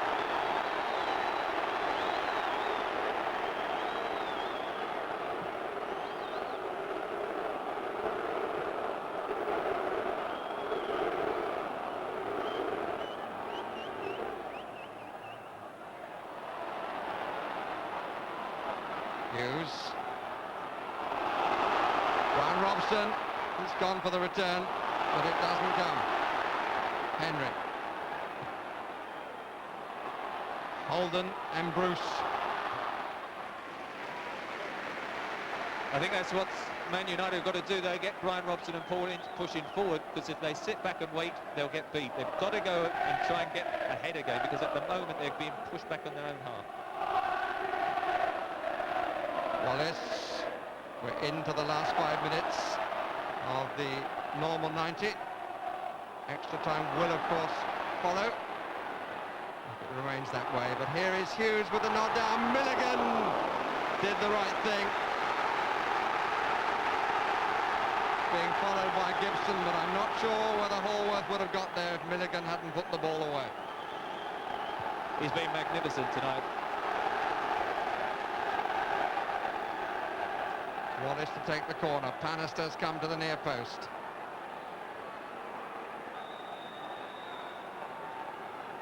Leclerc just in front of the goalkeeper. Hughes on the far side. Out by Owen, but not that cleanly. Robson is offside. We're 4 minutes away from extra time.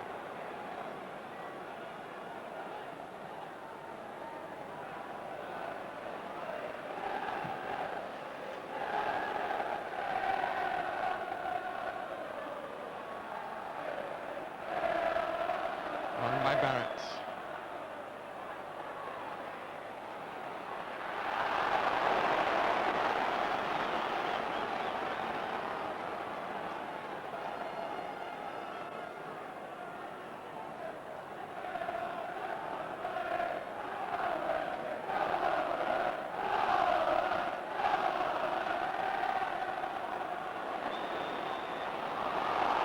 Referee didn't like the challenge.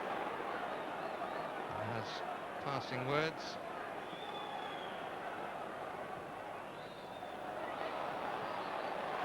Three times now Alec Ferguson must have felt that his team was there twice on Sunday. And again here.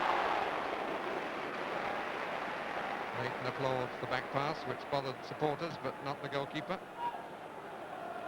We're inside 3 minutes.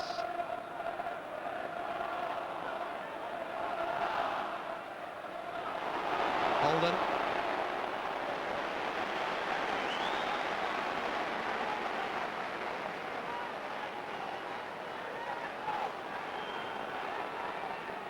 Holden.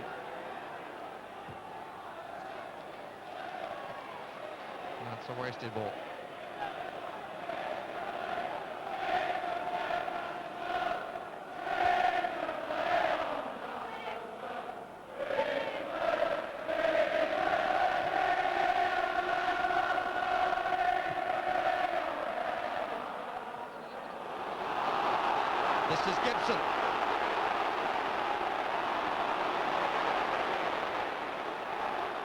Play it away, says Hallworth. Goal kick.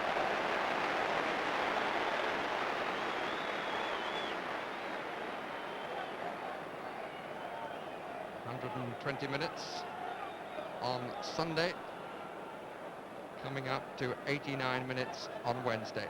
Still no decision.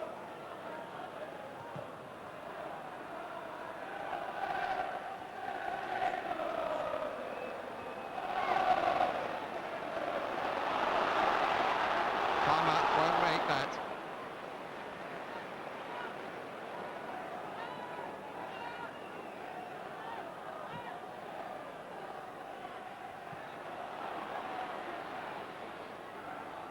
Warhurst, good chest trap. Henry, good turn. Surely was fouled by Hughes. No, says the referee. This is Phelan as we move into the last minute. Gibson far side. Wallace coming short for it. Scrambling on all fours. Phelan's cross is way behind the goal.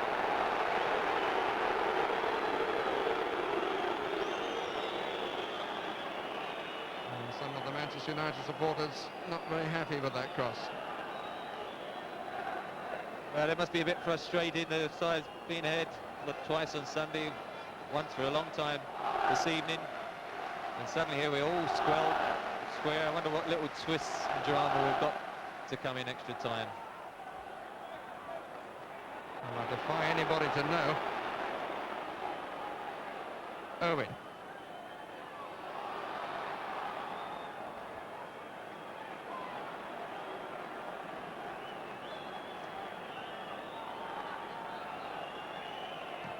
It's just a question now of what time Joe Worrell has allowed, or the odd stoppage. Here is Andy Ritchie. Brian Robson with him. Redfern. Still Neil Redfern. 2 against 2. Pallister's headed clearance. McClare. Wallace. Loses out to Barrett. Rick Holden.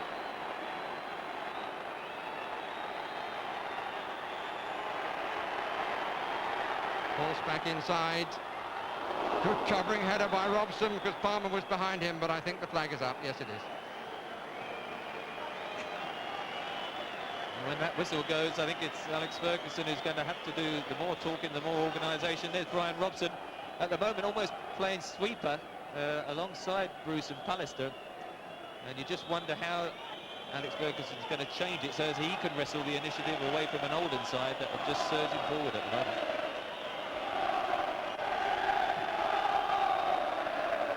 It is extra time for the second time. Thunderous applause. A fine comeback by Oldham Athletic. When Manchester United took the lead through Brian McClare in the 51st minute, they certainly picked up the gauntlet, and Andy Ritchie came up with the equaliser in the 81st minute. Fantastic cup tie that's lived up to expectations which perhaps we had no right to expect after Sunday. Well, Jimmy Hill, which way will it go now? Well, I'm just wondering what the managers are saying. I mean, they're in this position so often they can't think of anything new, any fresh words to bring about the magic that will solve this cup tie. It's been interesting to note the tactical inventiveness of Joe Royle, very positive. Brought on a substitute. His first one was compulsory, he had to do that, but then when they found themselves behind, they not only changed their tactics and put another player forward, but they changed the pace of their game and started to hit longer balls forward earlier, which is not their normal game, and put pressure on United another way because they realised they were short of time. And once again, Holden's second cross, found a target, Ritchie, and it paid off. United, of course, have got the problems now with Brian Robson. He's lasted out well for the 2 games, but when you've been away as long as he has, it doesn't speak really well. There he is getting a little refreshment, but it doesn't speak really well for the fact that those, not aged legs, but in footballers' terms, they've run a lot of miles, are going to be as fresh as the others. McClare got them back in the game there, of course. And this was the deflection, I think. If we just watch here, there's the goal. That deflected, you see, unluckily off Milligan, and put the whole of the Oldham defence out. And there, of course, is McClare scoring from about the same position he scored against Newcastle to break his duck and to get them this far. There's the equaliser now. You see again, it's on such narrow threads. The ball slithered its way there past outstanding players and feet, you know, stretching out, and just got through to the final target. So it would be extremely difficult to forecast what's going to happen in this game at the moment, because so many of the incidents have been sort of balanced on a knife edge. Well, it's Andy Ritchie's goal, which has taken us into extra time. Obviously, we are staying here at Maine Road, so the news which will follow this semi-final will now be at 10 past. So the news at 10 past 10, and I wonder what the news will be from here at Maine Road. I remember, Trevor, the second part of that quote about the gods. They first make mad is the quote, and I think that might well apply most to Alec Ferguson. Well, I'm very bad on quotes, Barry, so I shall leave them to you. I mean, what really, looking at the extra time chats by both managers, you could see the smiles and the eagerness were in the Oldham faces, and it's somehow, you know, psychologically, when you've been ahead at Manchester United, Alex Ferguson has got to lift his team. They've got a lot of experience, but, you know, having sort of on 3 occasions, 2 on Sunday and 1 here tonight, felt they were going to get to Wembley and had it wrenched away from them. It's going to be important, I think, the first few minutes, just to see who is going to start off with the bit between the teeth and gain that early sort of hold on proceedings. But I mean, after what's gone on up to now, I'm certainly not going to predict what's going to happen in these next 30 minutes.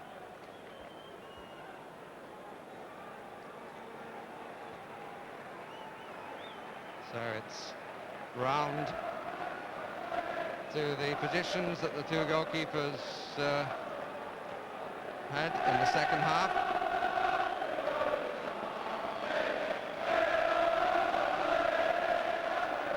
And Manchester United looking for their 11th appearance in the final. Oldham striving to be the first second division side since Queen's Park Rangers in 1982. Here's Michael Phelan. Queuing up in the middle, out by Barrett, only to Ince. Oh, what a strike! What a strike! And it came back off the post. Goodness me. That was a marvellous strike from a totally 2-footed player. Good heavens. It was almost up to Hallworth before he started to move for it. I think you might say to his teammates, it's all right, I had it covered, but that one was well past him, wrapped up a superb strike. I mean, good enough to win any game, but on this night of woodwork, it wasn't to be a game. Unlucky United.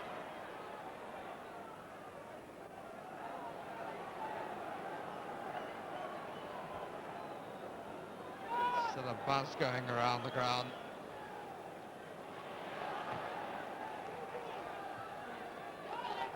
Milligan. Holden. Couldn't wait with Robson around. Warhurst. Palmer. Rick Holden. 4 waiting for a cross. Holden forced across the front of the defence. Redfern trying to attack the space behind the fullback. Finds Ritchie. Turn. Palmer. Didn't know where it had gone.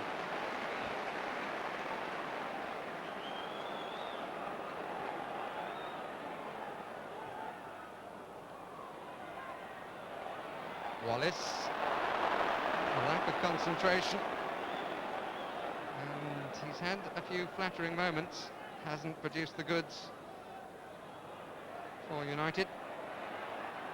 Henry.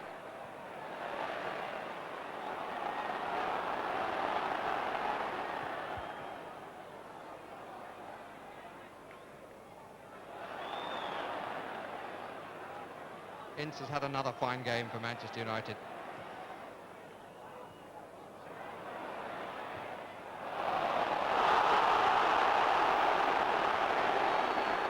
Linesman says it's an Oldham throw. Wallace goes to dispute the point.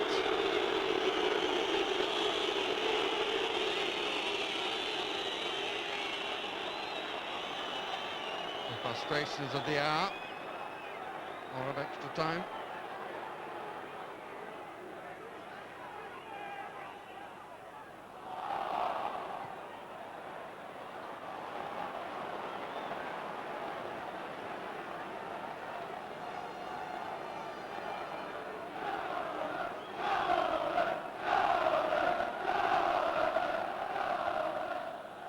Good chest, picked up by Brian Robson. And Barrett tried to get there first this time. Got there first that time. His recovery is so quick. Dennis Irwin in possession. Ritchie. Well claimed by Leighton. And he got a knock on the hand. I think he said that he had the ball.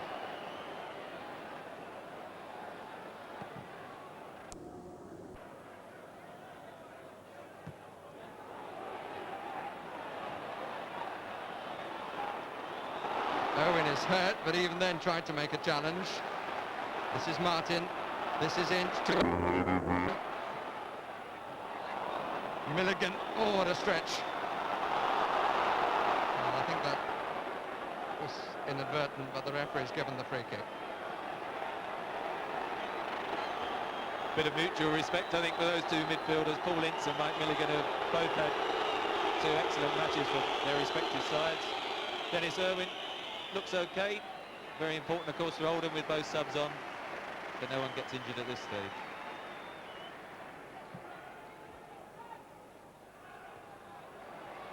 Palmer. Bruce offside against Ritchie. Time for a smile. That says much for the players. Says much for the spirit. Same as on Sunday. Well, we've had 5 minutes of the first period of extra time. No addition to the score. There was an early goal in extra time on Sunday.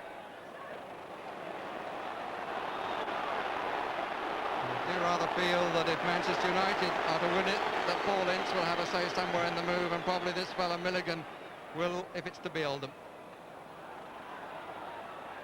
There has to be another replay. It would be in a week's time, back here at Maine Road. And Hughes left a bit of an imprint on Barrett, but Barrett got up without concern. Because another draw would further complicate Oldham's attempt to get into the first division. Free kick against Neil Redfern.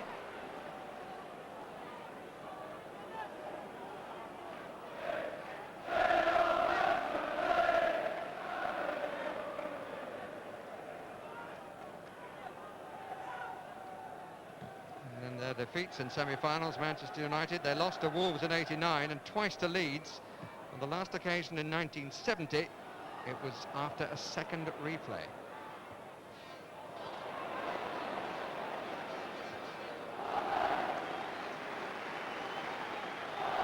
Five up for Oldham. Palmer's head. Redfern. Ritchie. Waiting for a cross. Bruce denies it for the moment. Milligan tells Palmer where to go and then puts the ball there, and Palmer does well, and so does Leighton. Although Palmer could have got underneath the ball a little bit more, then what? I think he did extremely well even just to keep it in, because it was just a little bit running out of play. But still at the moment, Oldham pushing Manchester United back, and United finding it difficult to get men forward to support their strikers. It's just a throw, and a somewhat unorthodox way of winning the ball finally by Old Barrett. Wallace, Martin, Hughes trying to turn his man, and here's Paul Ince again, at an extra touch this time. And the shot in the end is with his left foot. Offside.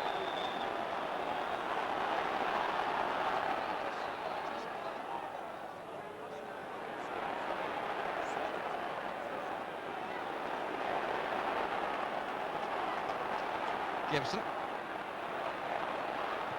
Well hit. It's side netting.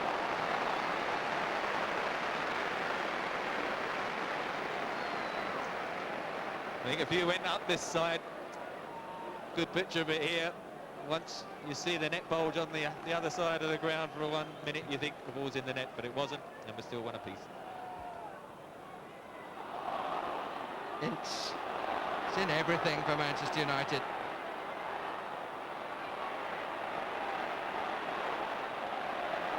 Robson. Ince. Phelan starts to move in and then pulls out wide, which gives him now a chance for a good cross. Martin down, Wallace topped it. Wallace again, blocked. McClare. And Rick Holden prepared to take on his man, which may have been the wrong decision.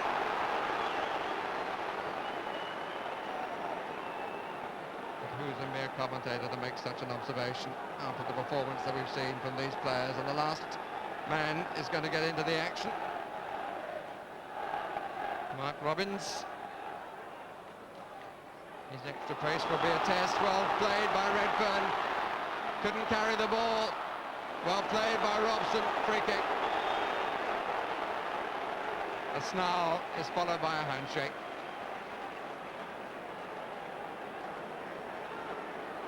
It was a good chance at the other end for Danny Wallace.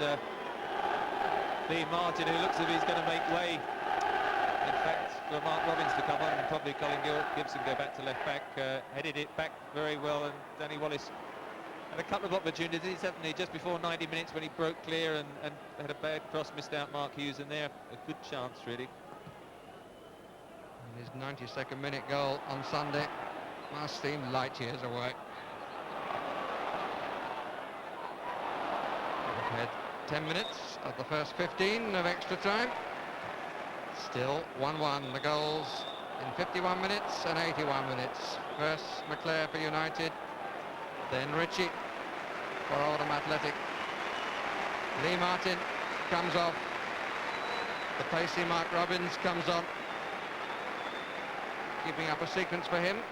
4 matches on the trot in which he's been used as a substitute. Played the last 15 minutes on Sunday. It's got a bit longer this time.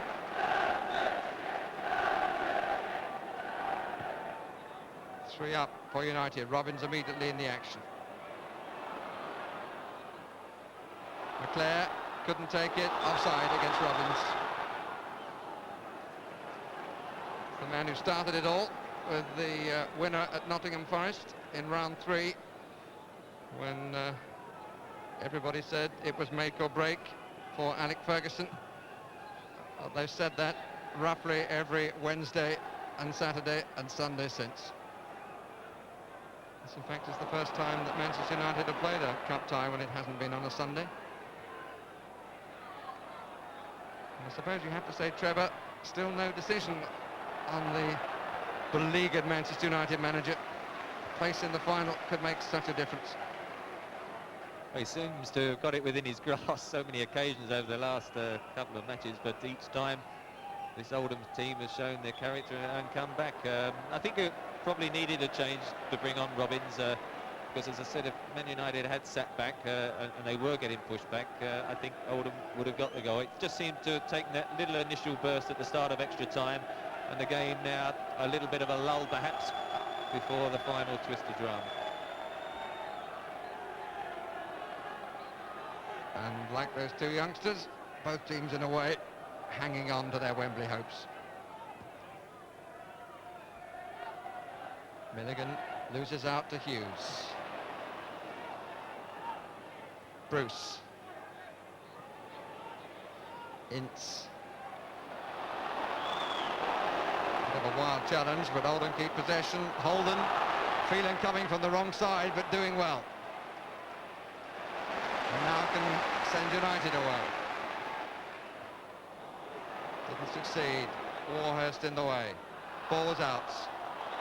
And it's a Manchester United throw.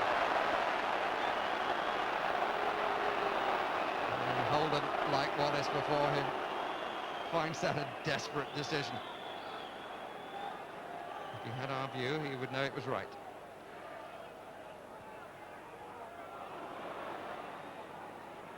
Warhurst, time to look. Henry, Milligan, Palmer, intercepted by Brian Robson. And not well used by the England skipper.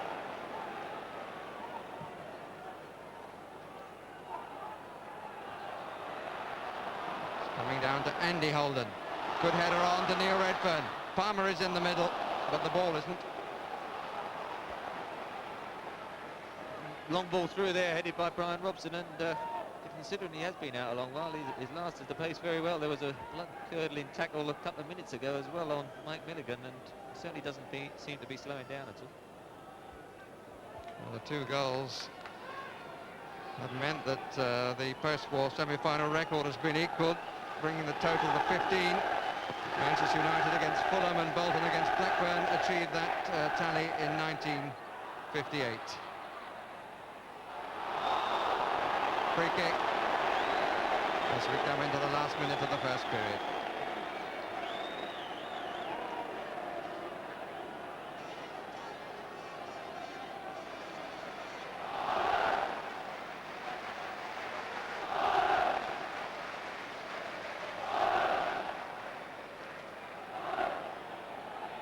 The position doesn't change, the endeavour goes on. Owen again.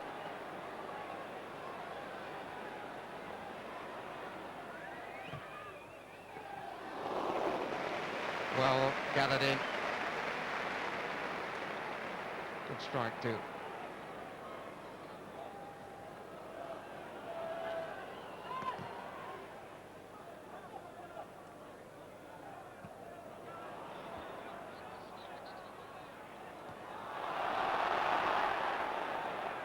Phelan.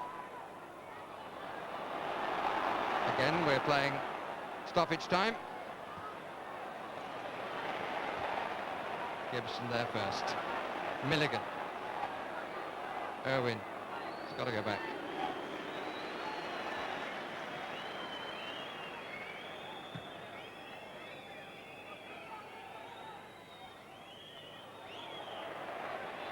Ritchie wants it, but isn't given it. And the reason is that the whistle has gone for the halfway point of extra time. And Paul Ince so unlucky with the superb drive. He's got a few points to make too. I should tell you it's to colleagues and not to anybody in an official capacity, but it really was a great left-footed strike. That was Mark Robbins actually, who was feeling the end of Paul Ince's tongue. He hasn't been on that long, so I don't know what he's done wrong, but he certainly was making a point, wasn't he? Not sure what that sort of thing is what you need at halfway through extra time.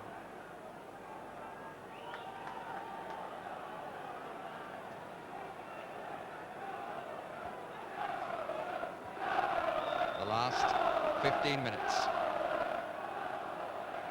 Ritchie.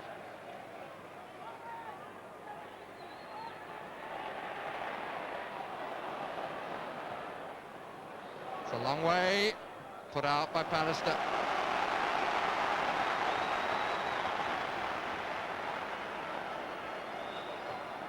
Corner number 9 is quickly taken. Nick Henry tries to curl. Not enough. It was the end where his shot via the nail of Jim Leighton came back off the crossbar. Jim Leighton knew that one was curling away. Or at least not curling in enough.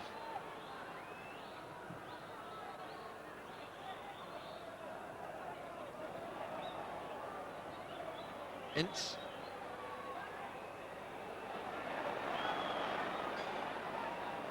Ritchie. Difficult even for the referee to find space. Gibson. 4 United players attacking with him now, 5. Broken up by Barrett. Neil Redfern. Barrett is the player making the run outside him. 3 down the middle, 1 square. Bannister's head.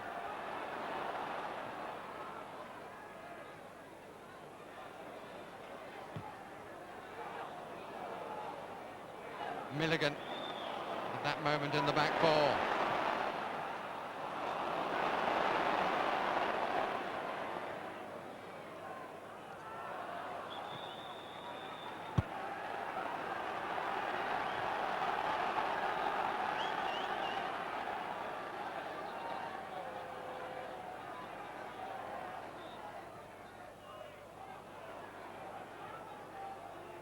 Steve Bruce, the man for whom he's deputised so often this season as captain. Brian Robson.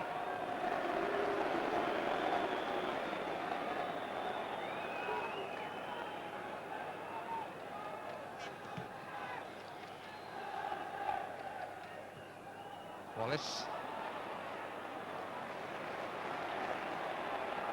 John Holworth was available, but Owen with time to turn. Little flick from Redfern. Puts it back a little fortuitously.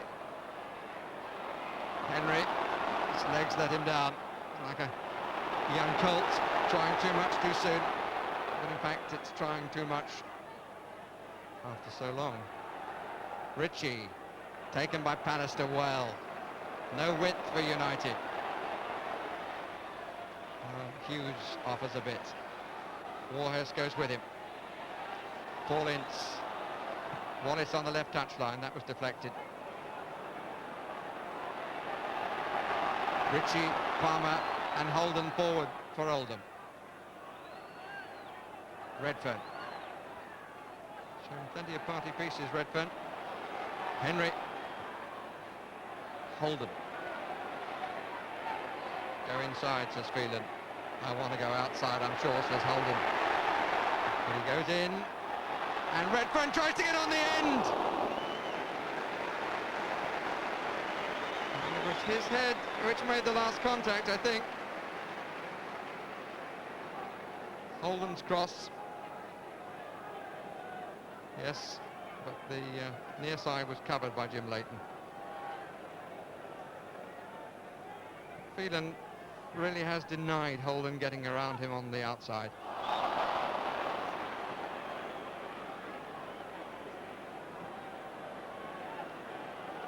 Free kick against Mark Hughes for action that only he could really explain.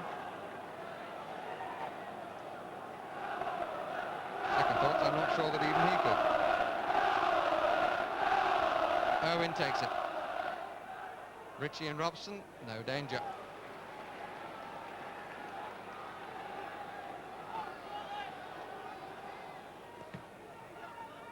It's thoroughly understandable, but exhaustion and nerves are beginning to inhibit the play.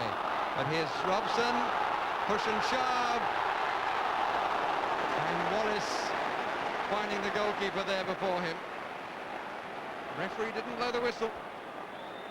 There's a good little interchange, but good header by Robbins, and there Irwin trying to shield the ball, stumbles, and Danny Wallace's little legs couldn't stretch out far enough to get a toe in past Hallworth.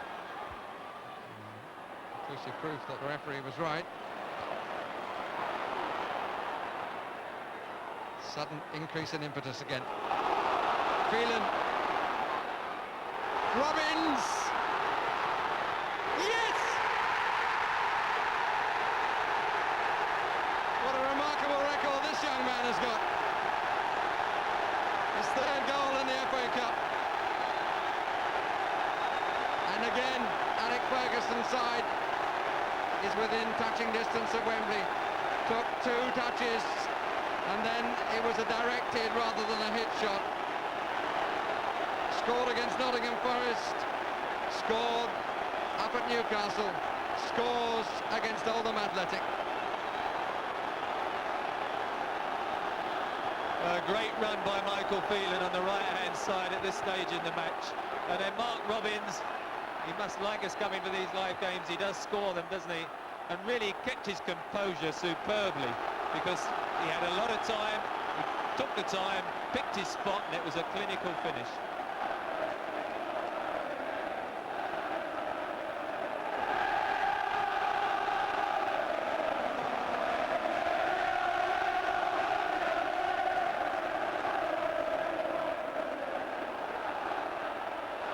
Chase for Robbins again. Warhurst gets there first.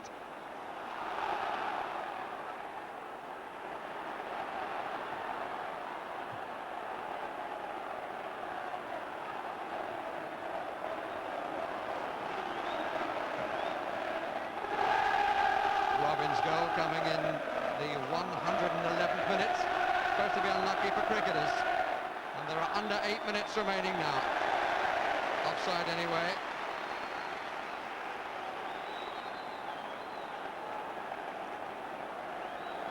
I hesitate to say, can Oldham come back, because we've said it so many times, but there's Joe Royle on the bench, wondering, I'm sure, the same question. The expression on the face of Ian Marshall.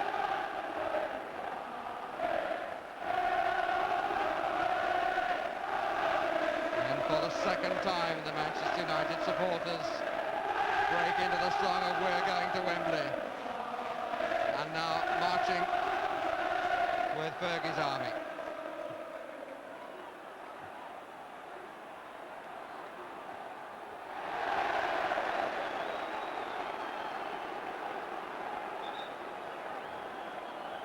Oldham have 7 minutes to do the amazing. I mean, Hughes more concerned to be a rugby player than a round ball exponent.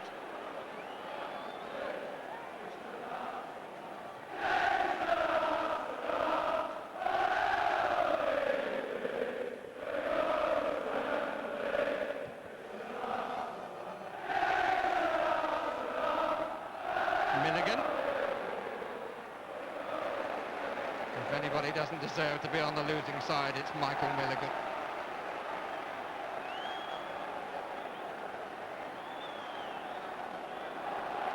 This will be a marvellous semi-final to win, but a desperate one to lose.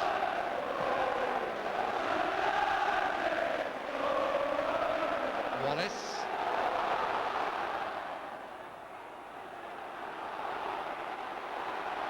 Clare back again, trying to turn.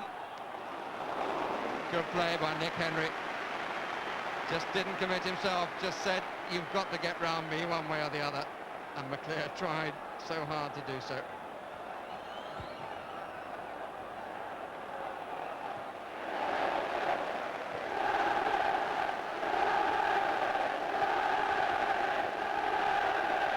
Warhurst.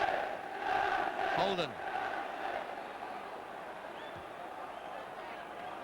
Henry. Palmer just couldn't take it. Well tackled by Bruce. Hughes. Goalkeeper will get there first. It was a real opportunity for Wallace to play a better ball than that. 5 minutes left.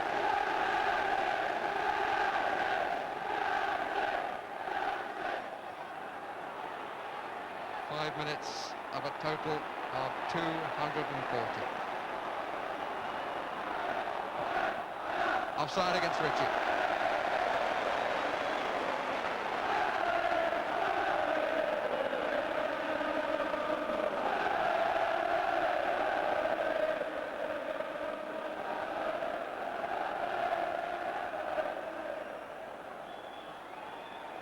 Robson.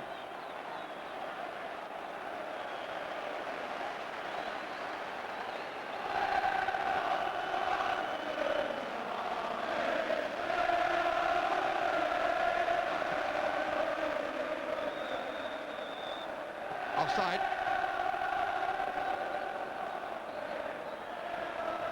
Oldham with 5 forwards, the midfield pushing forward. They've got 4 minutes. Warhurst. Holden.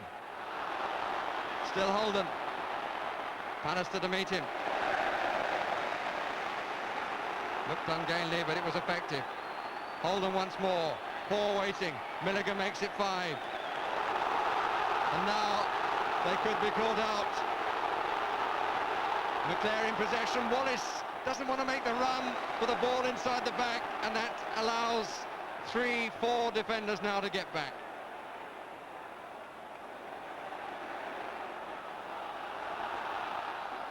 McClare stayed on the touchline, Wallace, instead of making the run so the ball could be played inside the fullback.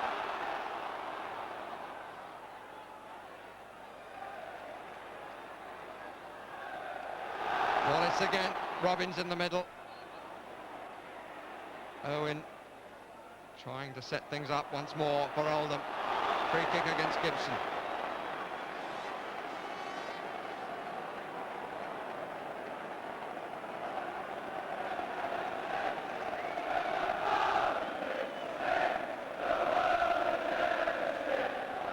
And suddenly Manchester United, according to their supporters, are by far the greatest team the world has ever seen. Joe Ryle for sure can be proud of his, whatever happens in the remaining seconds here. And the neutrals would wish them well in their attempt to get to the First Division, because they look a First Division outfit. Here's Hughes for Manchester United. Paul Ince, right foot shot. A real grabber too. Smiling this time. Robbins.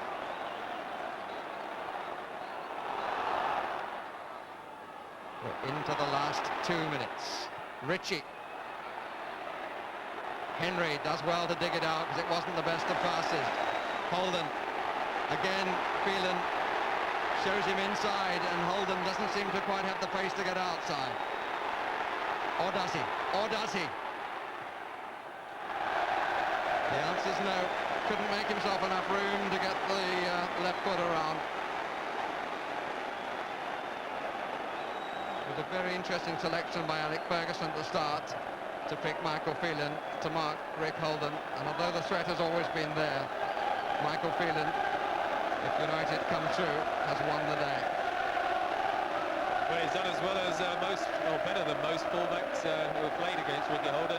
And of course the all-important thing was he still had enough stamina to get up there in extra time and create that Mark Robbins goal. We're into the last minute.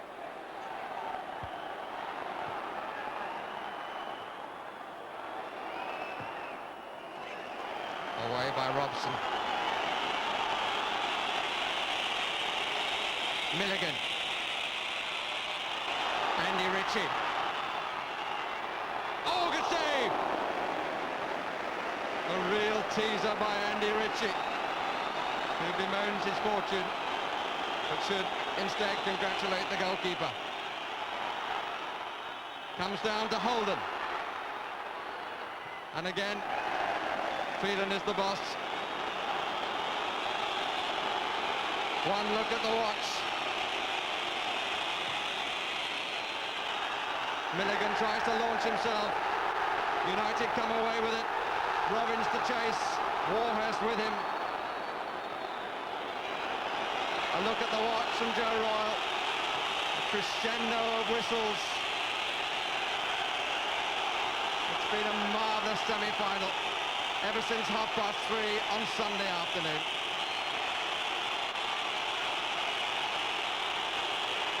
And we're now past 10 o'clock, 10:05 on Wednesday evening, and still not yet all over.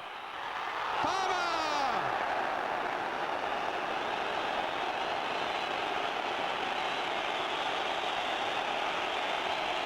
It's too much for them to bear. But one or two Oldham heads went at that moment. They may feel that that was the last chance. And I think they could be right.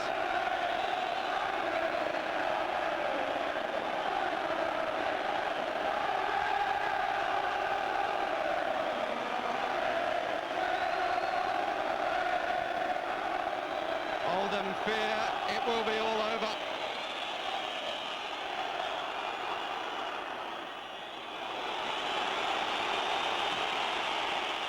And all over it is now. Manchester United are at Wembley. The winning goal scored by a man, Mark know whether he will have a place in the final itself, but he's taken Manchester United to the FA Cup final and ended Oldham Athletic's dream of going to Wembley in 2 finals. But how well Joe Royle's side have played. 2-1 to United. Well done, United, but you have to feel sorry for Oldham. I had a conversation here on Sunday morning with Alex Ferguson. He said young Mark Robbins is the best finisher in our club. He certainly got them to Wembley. We did. We talked before about superstition and whether he was their lucky omen because he scored in the 3rd, the 5th and the semi-final.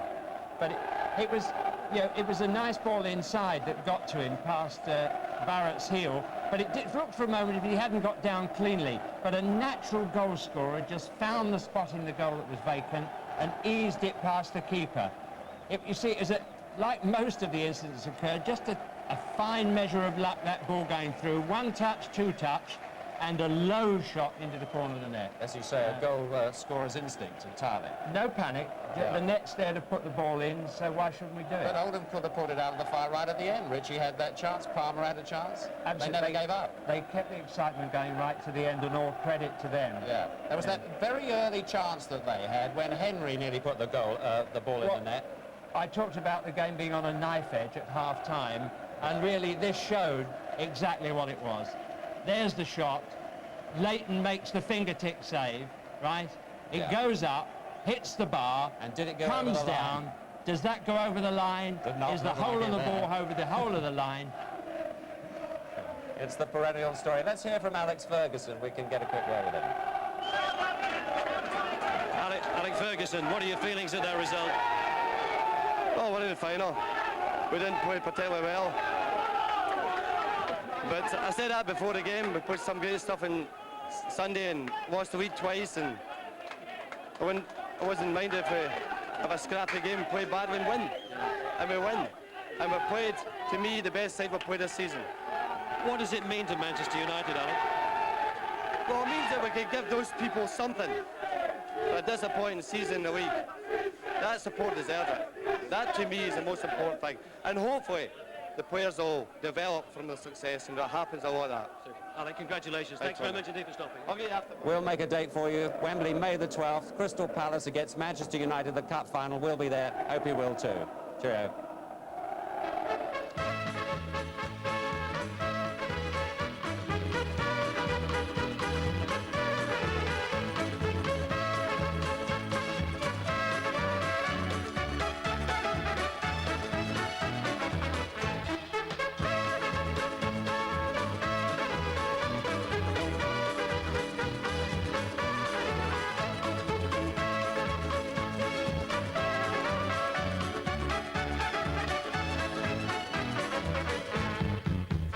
Did